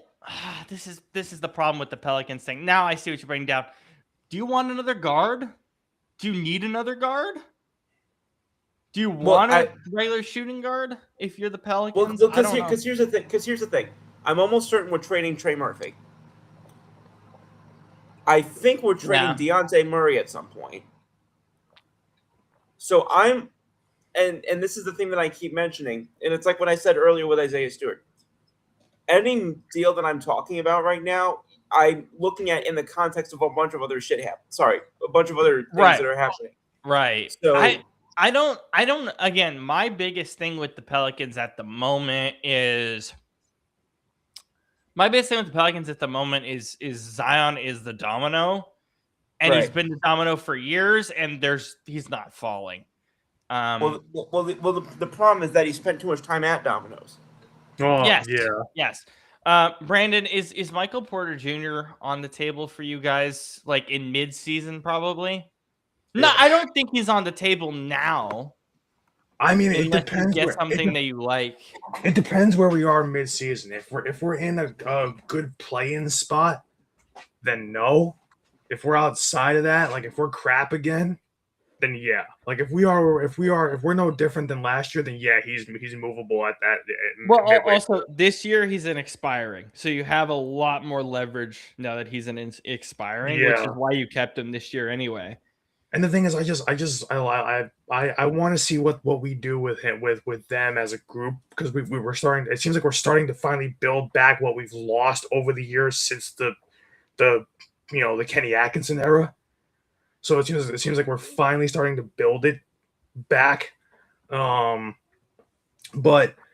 I think that if they continue down this road of like, hey, maybe add another piece or two going into this season, maybe see if you can make some noise, then we'll see, especially if MPJ plays as well as he did last year, because he played really well last year for us. If he continues that, plus the expiring contract thing, we have all the leverage in the world, we can get a good haul for him. And I think that's kind of what the Nets are banking on. But like I said, if you're in that kind of play-in spot, then it's going to be tough, because you don't want to, especially if he's a key contributor, then you don't want to give that up, because you want to have that chance to make the playoffs. So, all right, Scoop, that's the best I can do at the moment. The best you can do. Yeah, that's the best I could get done in a short notice. Oh, sorry. So the second for delay. So Zion, DeJounte for Brown, and Baylor Shireman, which I don't really love. No, I don't like that at all. So I think if I look at Yves Missy's deal at the moment, Where is he? He is 3 years at 3.3. It is tradable, but I wouldn't get rid of him at that salary. Is the issue? I probably wouldn't. I'm trying to think. But yeah. Continue, Brandon, on the Brooklyn thing, because I think it is important to talk about what they might do. The more I think about kind of what we can do, it's tough because honestly, see, getting Randall that's why it's a bit weird because you've got and this is why I like what we did, but I also kind of it doesn't Randall doesn't fit the timeline of what the Nets are trying to go for. And is he he might also be a mid-season acquisition for somebody else he plays well enough. He could. But the thing is, I think that they also brought him there with the intention of, hey, he's going to be a difference maker for us this year, and then he's going to, like, along with him and MPJ and Sharp now starting at center, he basically stole Claxton's job last year because Claxton's just been fading away each year.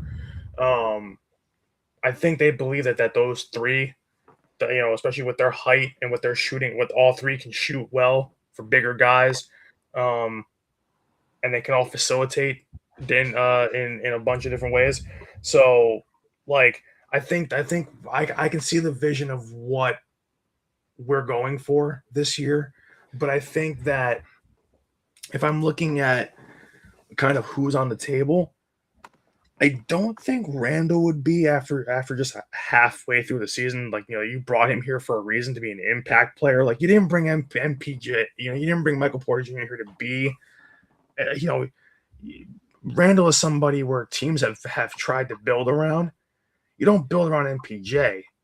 So, the way I'm thinking is, you're bringing, you've got them both here this year to see if you can make noise. If you don't make noise, then it's movable, and then you just roll forward with the young guys. So Demon, MBJ, the guy you just drafted, point guard, and Sharp. So, sorry. Yes. No, go ahead. That's good done. So I went on the Fanspo one to look at what you were doing. I'm just on ESPN's trade machine, just fooling around, seeing what's available here. Yeah, I matched it up, and so I tried. And this is what I think they would probably be looking at doing if it involved the players I mentioned. So it'd be Murray, Murphy, and Missy. Say that 3 times fast. Triple M. Yeah. Yeah, for Brown. And then I assume it would involve probably another cheap-ass player and draft picks. That works cap-wise. The only issue is that the Pels would have to add 2 very cheap players to get to the 14 roster compliance. But yeah, I don't. I mean, they wouldn't do that straight up. It's not enough. It's not enough talent value compared to Jaylen Brown. So that's why Zion has to be in it, in my opinion, because then you actually have a proper talent gap. Oh. So this does go straight up. Okay, yeah. I see what Toronto's thinking here. So, I mean, Toronto wouldn't do this, but I just wanted to see what it would look like. I don't think they would do this, but that's there.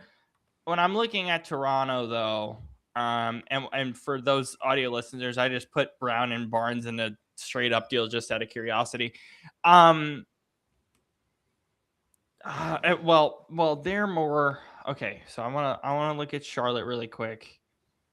If I do this and then do this, I mean, I know they wouldn't do this though. Brandon Ingram, RJ Barrett, they wouldn't do Boyles. Maybe, okay, if I just try this, okay, just throw these 2 in. So I'll do Ingram, Barrett, LaMelo, and then I'll throw in probably Kobe White. I like how this just became NBA trade simulator night. Well, yeah, because the thing is that Well, I'm trying to just hypothetically think about salaries and what teams Yeah, would same. actually That's do. where because I completely in my brain I completely lose track of who makes what without having it in front of me. I don't love this, but if I'm Charlotte, I see this. If I'm Toronto, I see this. Ingram, Barrett, LaMelo, Bridges. It's not enough. There would yeah. have to be more. That's not enough at all. But I'm throwing things at a wall here. So that's throwing something at a wall. Oh, Minnesota. Okay, so Minnesota. Let me just quickly look at Minnesota here.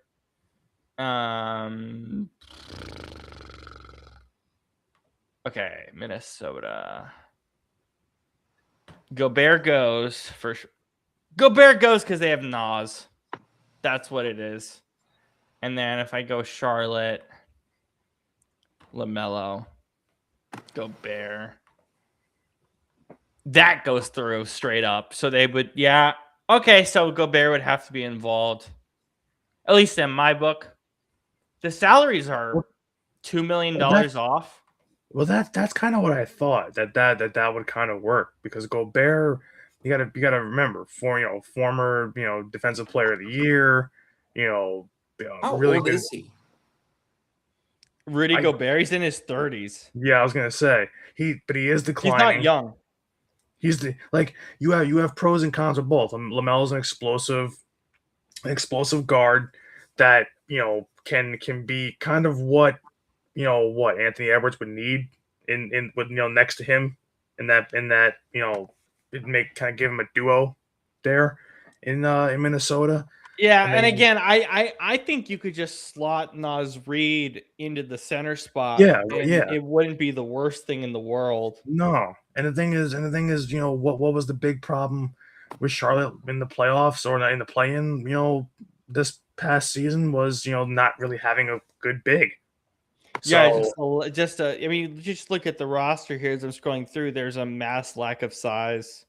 yeah, so I mean that would make sense straight up. Musa Diabate is their only, and Kalk is your Yeah, only big man. So but Cog plays more like that new style of big, where it's like he's more of a shooter. yeah, he's not a rim protector as much. No, He yeah, gets rebounds, but he's not a rim protector. yeah, I mean, it would not be done straight up. I'm just again throwing stuff at a wall. I think Kobe White is maybe tradable. 1 year, 12 million. Con Knipple, they're obviously not getting rid of. My Bridges is always tradable for me. I don't know yeah. if he's necessary for what they need at the current moment. So, and obviously Williams' contract can be chucked into anything if you're just looking at it in terms of a contract situation. So, but yeah, that's what I got at the moment, I guess. Overall, can the Miami Heat do anything at the moment with their current roster if they wanted to? I don't even know because who the hell wants what they have outside of the obvious? Think about what this roster is as it's currently constructed. So your point guard is Davion Mitchell, Which I don't really like. which I don't like at all. He's an okay assist man, not much. You have Bobby Portis. You have Andrew Wiggins. Norman Powell's a free agent. You probably need to convince Norm to come back. Yeah. Which good luck, honestly. Wiggs is fine. And then it's Bam and Giannis. The rest of this roster is nothing. But It's just a bunch of nothing. This roster is really three guys for this year. It's Giannis, Bam, and Powell. Because I don't think Wiggins. We know Wiggins is not that special. Okay, but yes, what if Powell leaves in free agency? What is it? Then what is it? What I'm saying, you've only got 1 year of those three together, and then you don't know what the hell's going to happen. I'm saying Powell is a free agent now. So if you lose him, yeah, but I think he stays because all signs are pointing to him staying. Yeah. So, but still, Davion's your point guard. Yeah, and their bench is a whole lot of nothing. So whole lot of developmental pieces. yeah, Um, I can't see Miami like, and so many Miami fans are like, oh, well, this takes us from being a play-in to being like the 7th seed. I'm like, well, no, because Giannis by himself at the end of the Milwaukee years was not doing anything either.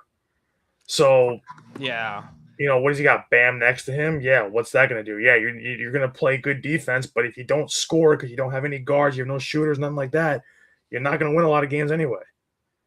So I like this core for Milwaukee now.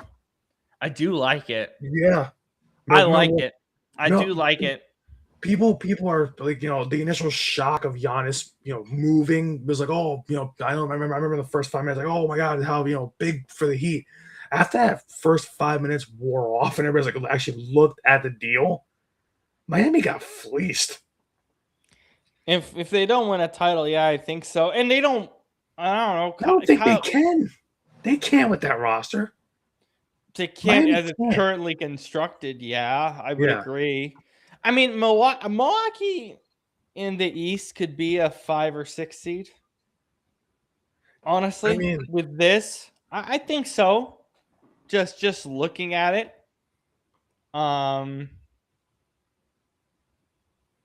So and then let's I know that the East is not strong, but if Miami makes the playoffs, you're not beating the Knicks, you're not beating the Pistons, you're not beating the Cavs, you're not beating the Celtics. I think the Pistons you might be, and I don't think I don't know what the Cavs are doing right now. Yeah, I don't know if Mitchell's back. I just don't think I think with how well the Cavs kind of just managed to find talent and also being able to replace talent, I don't think that Miami would beat because remember, we've always said the same thing the last year or two, or I mean it's true like in the NBA, and we said this even in these playoffs. Your bench is important. How good is your bench? Yeah, and you're getting rid of it for a star. Yeah, and Miami gutted basically their entire depth for Giannis. So even if you get another, it's like even if Miami was supposed to still add, and let's say they add another star or something like that, you still have no bench. So what happens when your stars don't play well? Because it's bound to happen, obviously, in the course of a long season and playoffs. You're not going to be locked in. So I mean that's where they need Norm. They need Norm to have big games, but again, what if he doesn't sign? Washington, oh my God, Washington's fun. This is a fun rock. Are they gonna be good? Probably not, but they're gonna be fun. By the way, you're not a real NBA fan if you don't know about Leaky Black. I'm just gonna say that. What a hell of a name, too. Leaky Black, baby. No, but look, I love AD. I love Trey. We'll see what Bedanza does. I'm a huge Alex Star guy. I like Trey. I like Trey, but the problem is that I don't like him on that deal. I don't like it. Well, I don't like these 2 contracts, period. But Washington doesn't care. They got it for a bag of beans. Washington doesn't care. Why would they care? Oh, look at D'Lo. God. Yeah, the D'Lo just got his player option, so he's back. I'm glad he's still hanging around because D'Lo as a bench guy is very good. He's terrible. I'm just gonna say this straight up. He is so bad. As a bench guy, I don't mind him.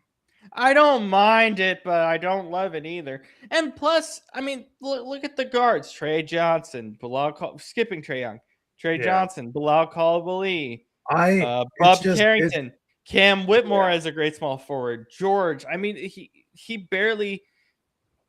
There's a reality where Russell gets traded again because they're in midseason because this is a guard. There's not a day that goes by. There's not a day that goes by. Like I said, I know you guys know. There's not a day that goes by that I don't wish he was still in net. He really lost his career when he left and went to Golden State. Well, he was okay in Golden State and in Minnesota. He was still okay.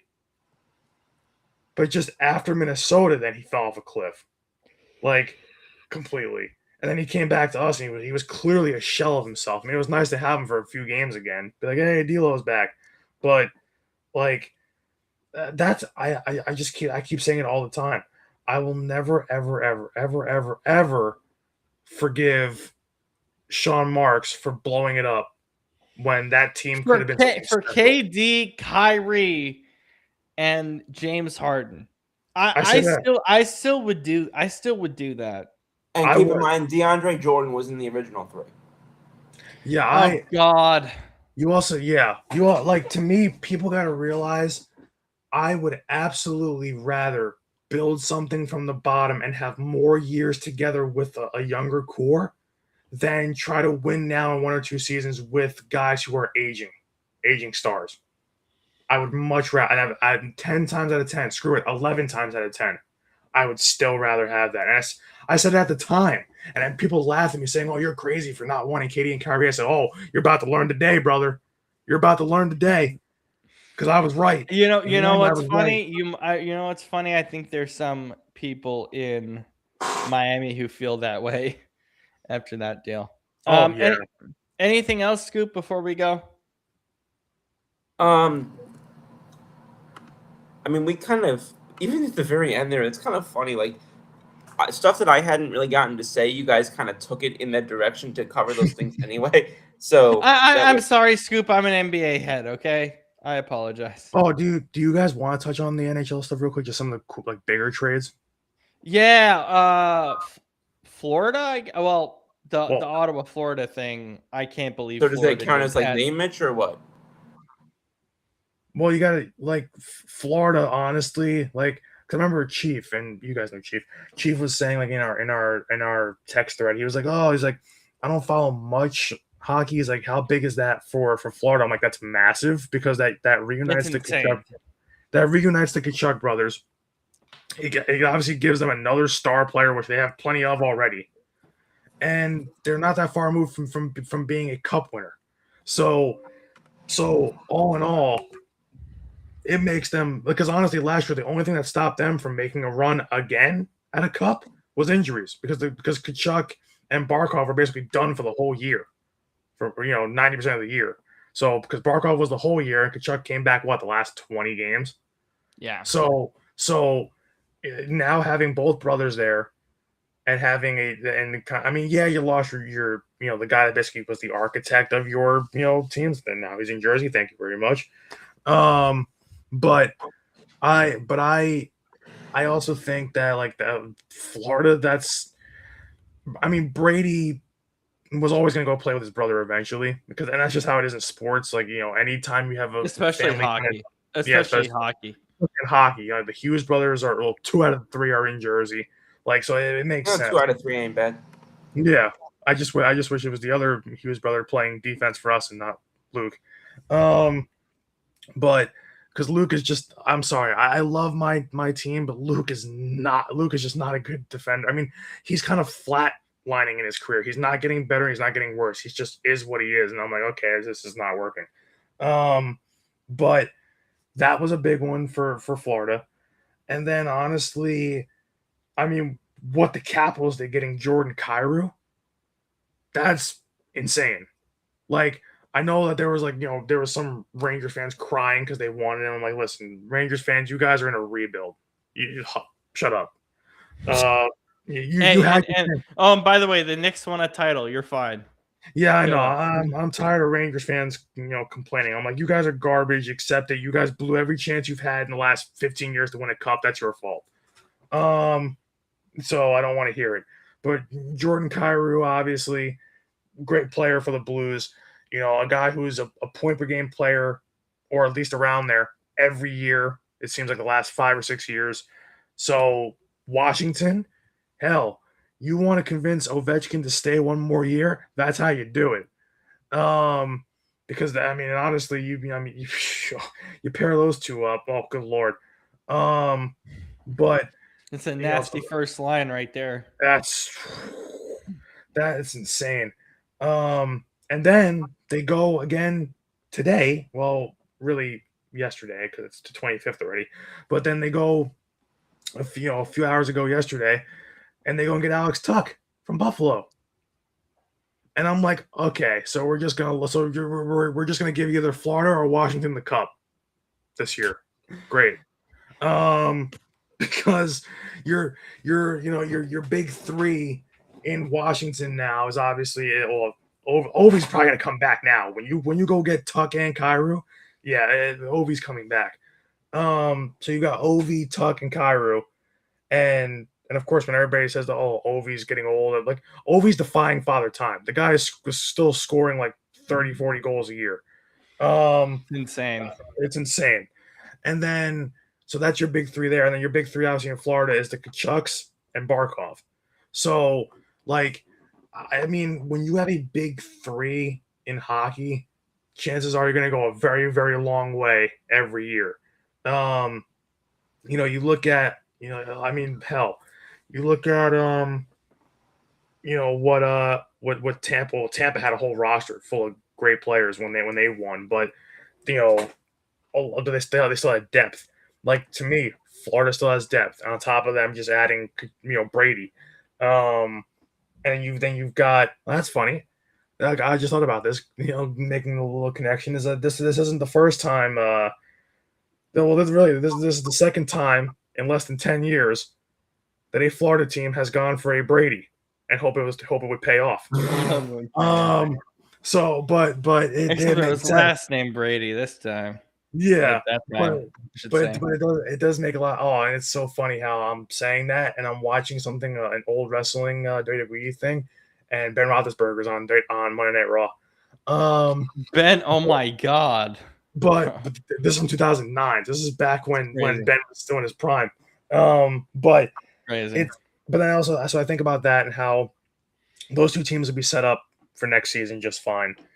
Now it's on everybody else to figure out what the hell they're going to do pretty much in the East, because it's not just like one team in the East and one team in the West getting better.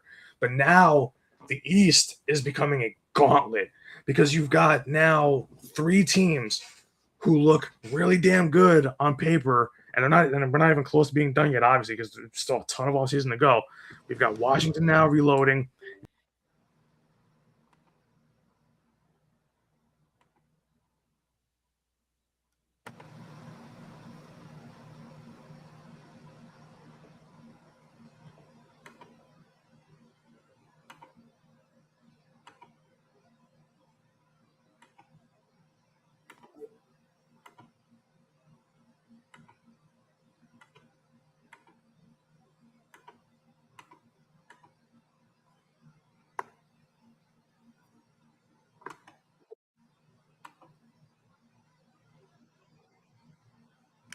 Yeah, this is what happens when your computer dies. By the way, I couldn't tell if that was you or me. No, my computer. I was trying to be mindful of how much the percentage I have left, but of course, Lenovo and their like 1 hour battery life sucks. Anyway, finish with that. So yeah. So if I could turn I'll just get my phone straight. Forget it. But I look at it for next year, and the East is really a gauntlet. Like I was saying, like you have Florida reloading, you have Washington reloading, you have Carolina just won the cup. When you've got those three standing in your way, it honestly now puts pressure on everybody else because you know that the Islanders are essentially they were exciting last year, but they're still young and they're still kind of in a little bit of a rebuild. Rangers full on rebuild. Devils, there's a lot of pressure now because now more likely than not, Nico Hischier will be back, as he should be. He's our captain, but and you have to. He's the one you drafted as part of this core. He has to come back.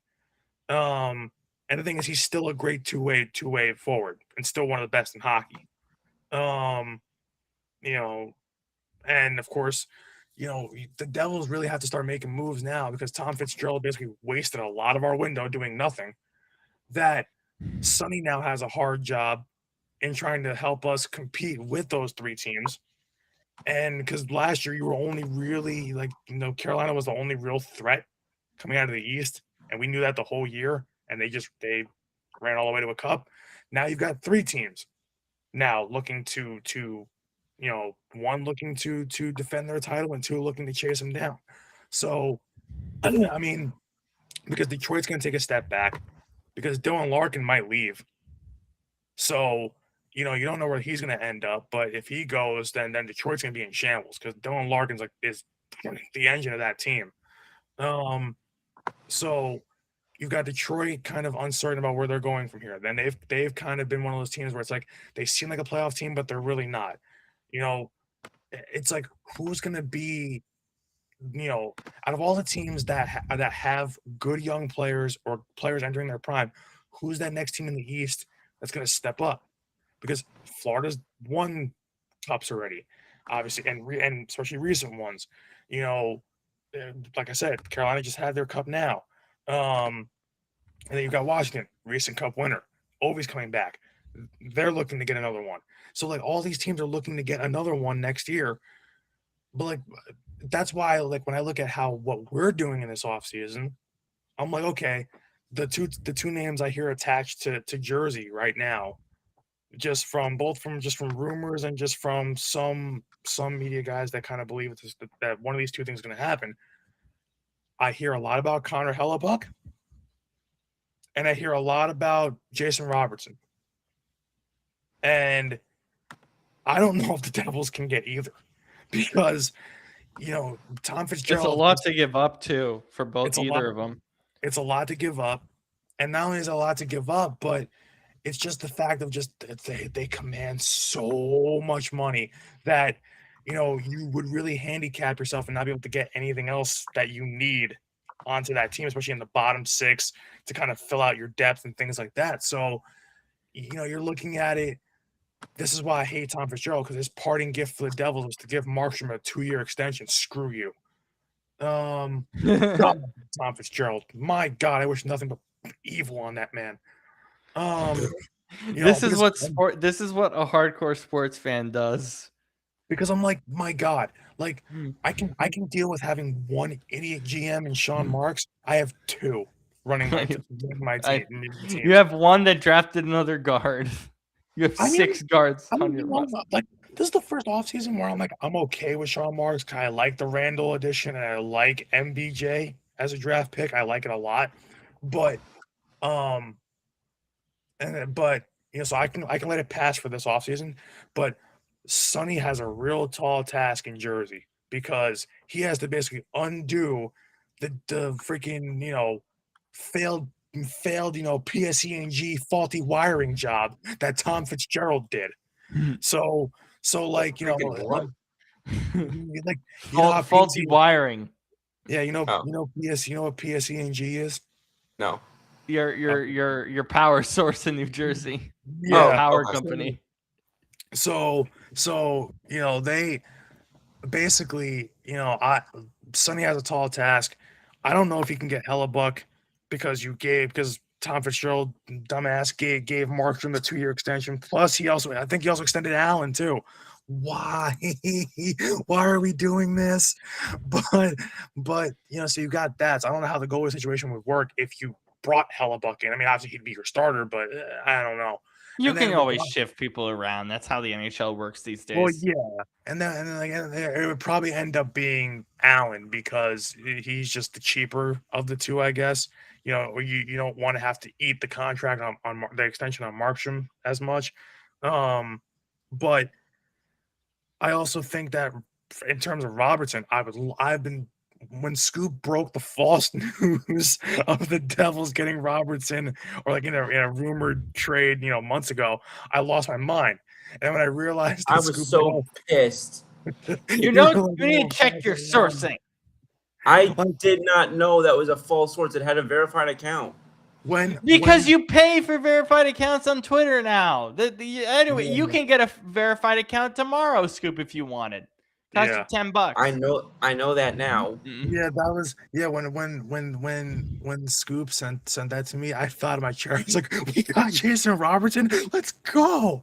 Like I was so excited. I've never seen Brandon want to WWE throw a chair at Scoop after we realized it was fake. Oh my God. When Scoop said it was false, I literally put my head down and wanted to bash it on my desk until I gave myself CTE.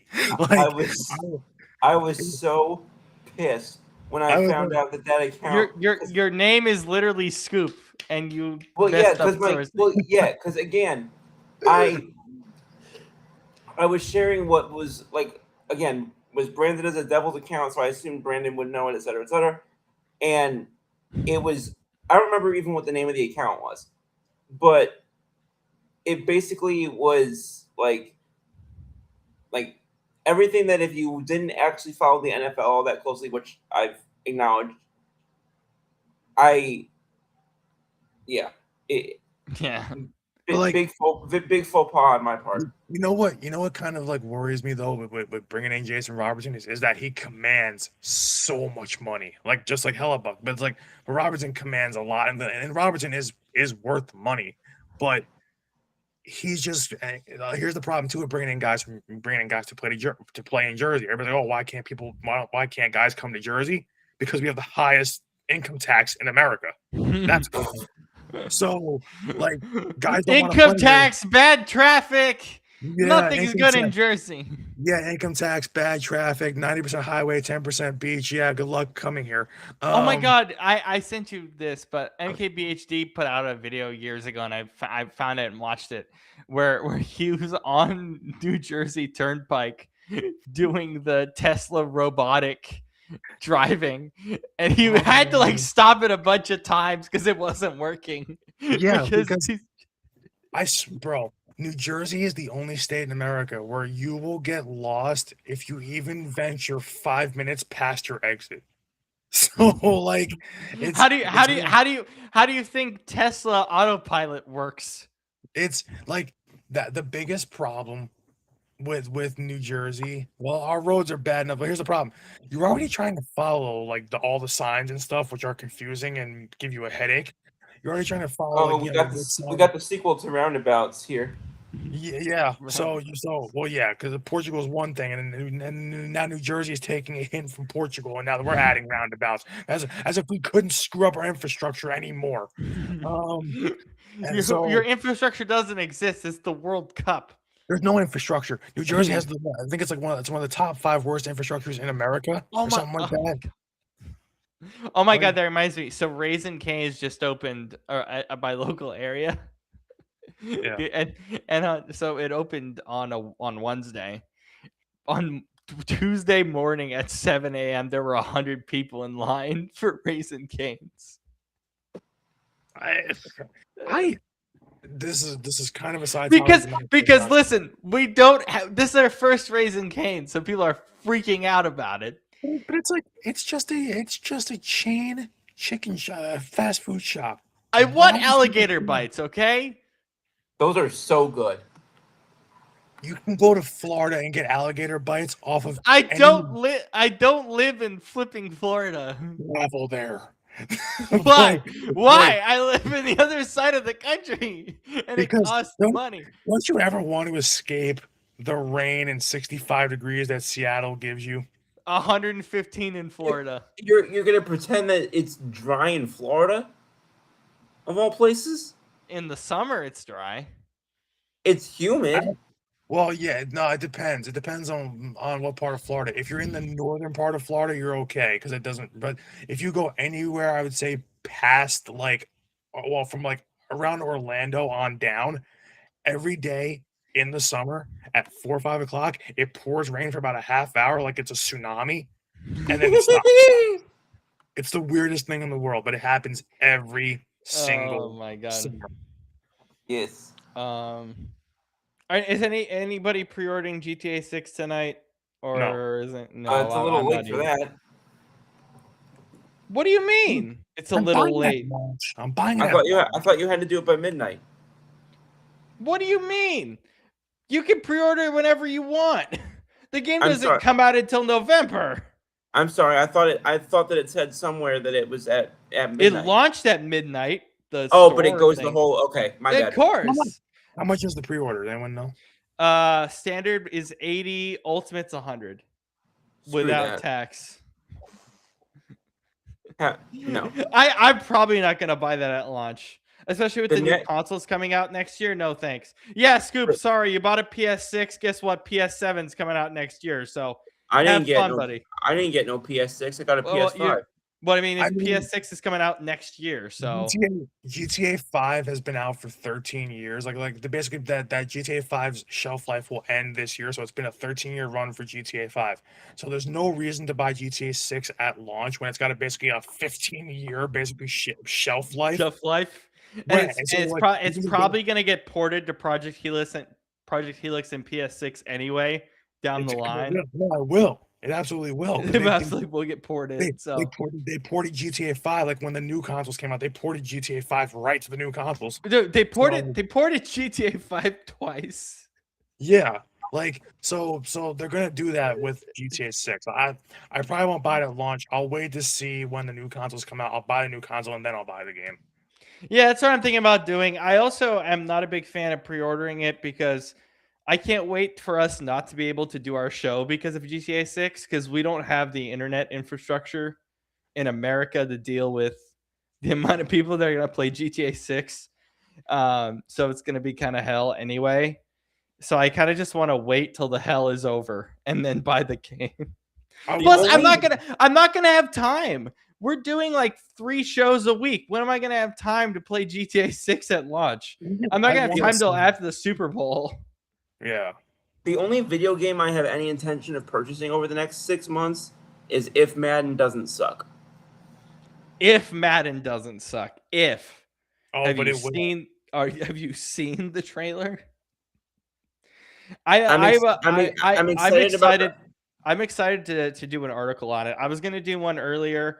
I'll probably do one when the games come out and talk about just how bad those games are, because I know it's gonna be terrible.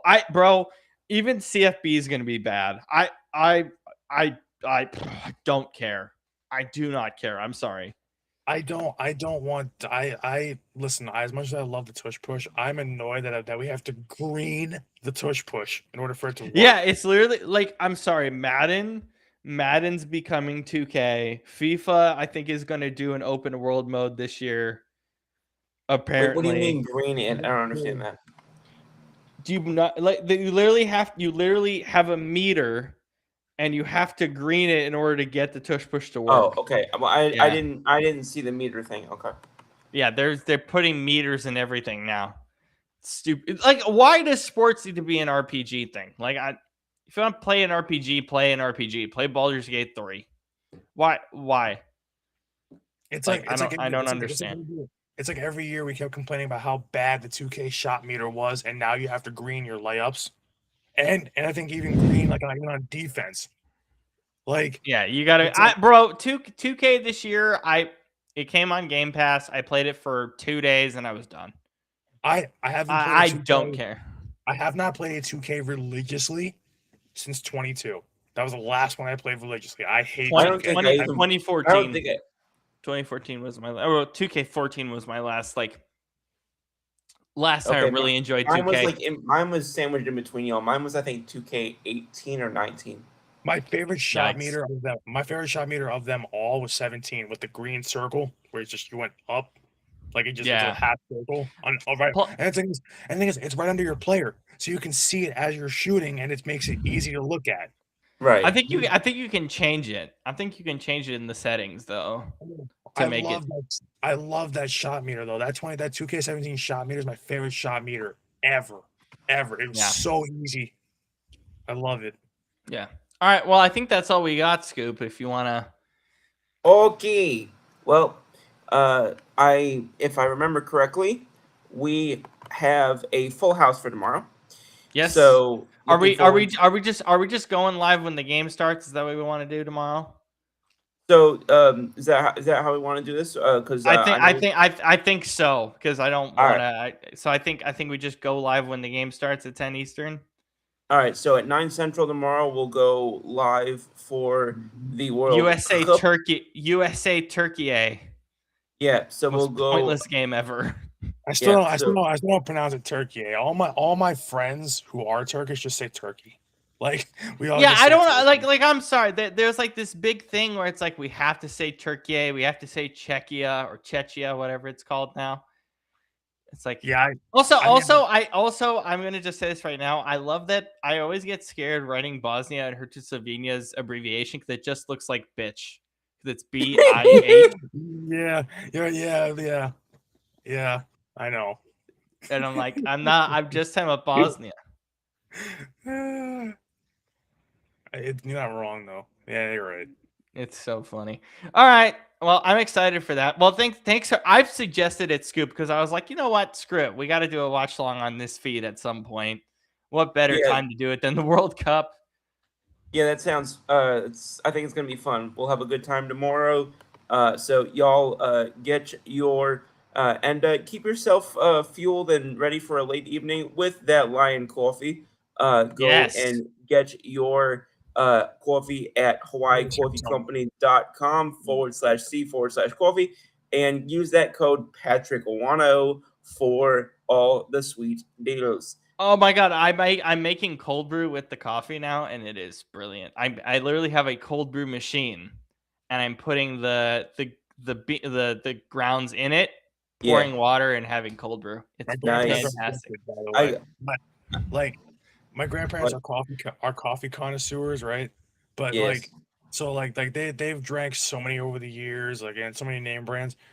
I literally gave them that, and they're like, okay, well, we'll try it, since it's a bit free thing of coffee. Yeah, you told us They this. they can't stop drinking it now. Yeah. Like That was like me, yeah.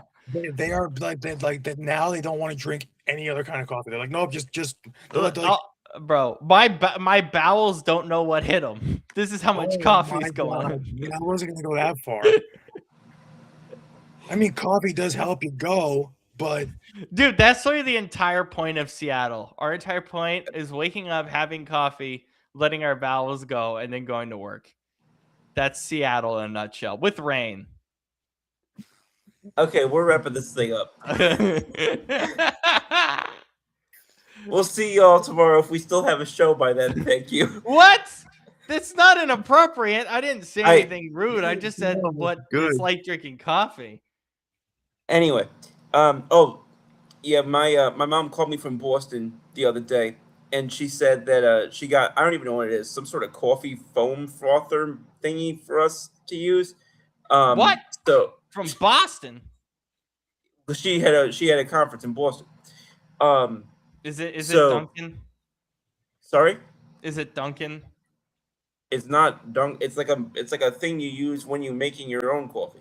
I was gonna say, I was gonna say I thought it was Dunkin' branded. No. God. So I'm excited to try this thing out, whatever this mystery contraption is. With that, for Brandon, Rob, and Scoop, we'll see y'all tomorrow for What's the Scoop episode number, I believe 119. But we'll see you different Scoop time, same Scoop channel. We will see you for that. You said 9 p.m. Central. Yeah, 9 p.m. Central, USA and Turkey. Yeah, 9 p.m. Central. as well as Paraguay and Australia, because I know we're gonna be keeping. All right, an eye 9 on p.m. that Central, as well. U.S. versus Turkey, and Paraguay versus who? Australia. Australia. Australia, We should eat turkey while beating Turkey. Eat turkey while beating turkey. Oh, okay. I was gonna get me some chicken wings, but I could have gotten cold cuts on my job tonight. You should have told me that. I would have done it. do the icky. You do the icky shuffle. Get some cold cuts. Get some cold cuts. Get some cold cuts. I like that commercial. Oh, same. Geico commercials aren't as good as they used to be. All right. Geico peaked with the hump day camel. God. All right. Peace.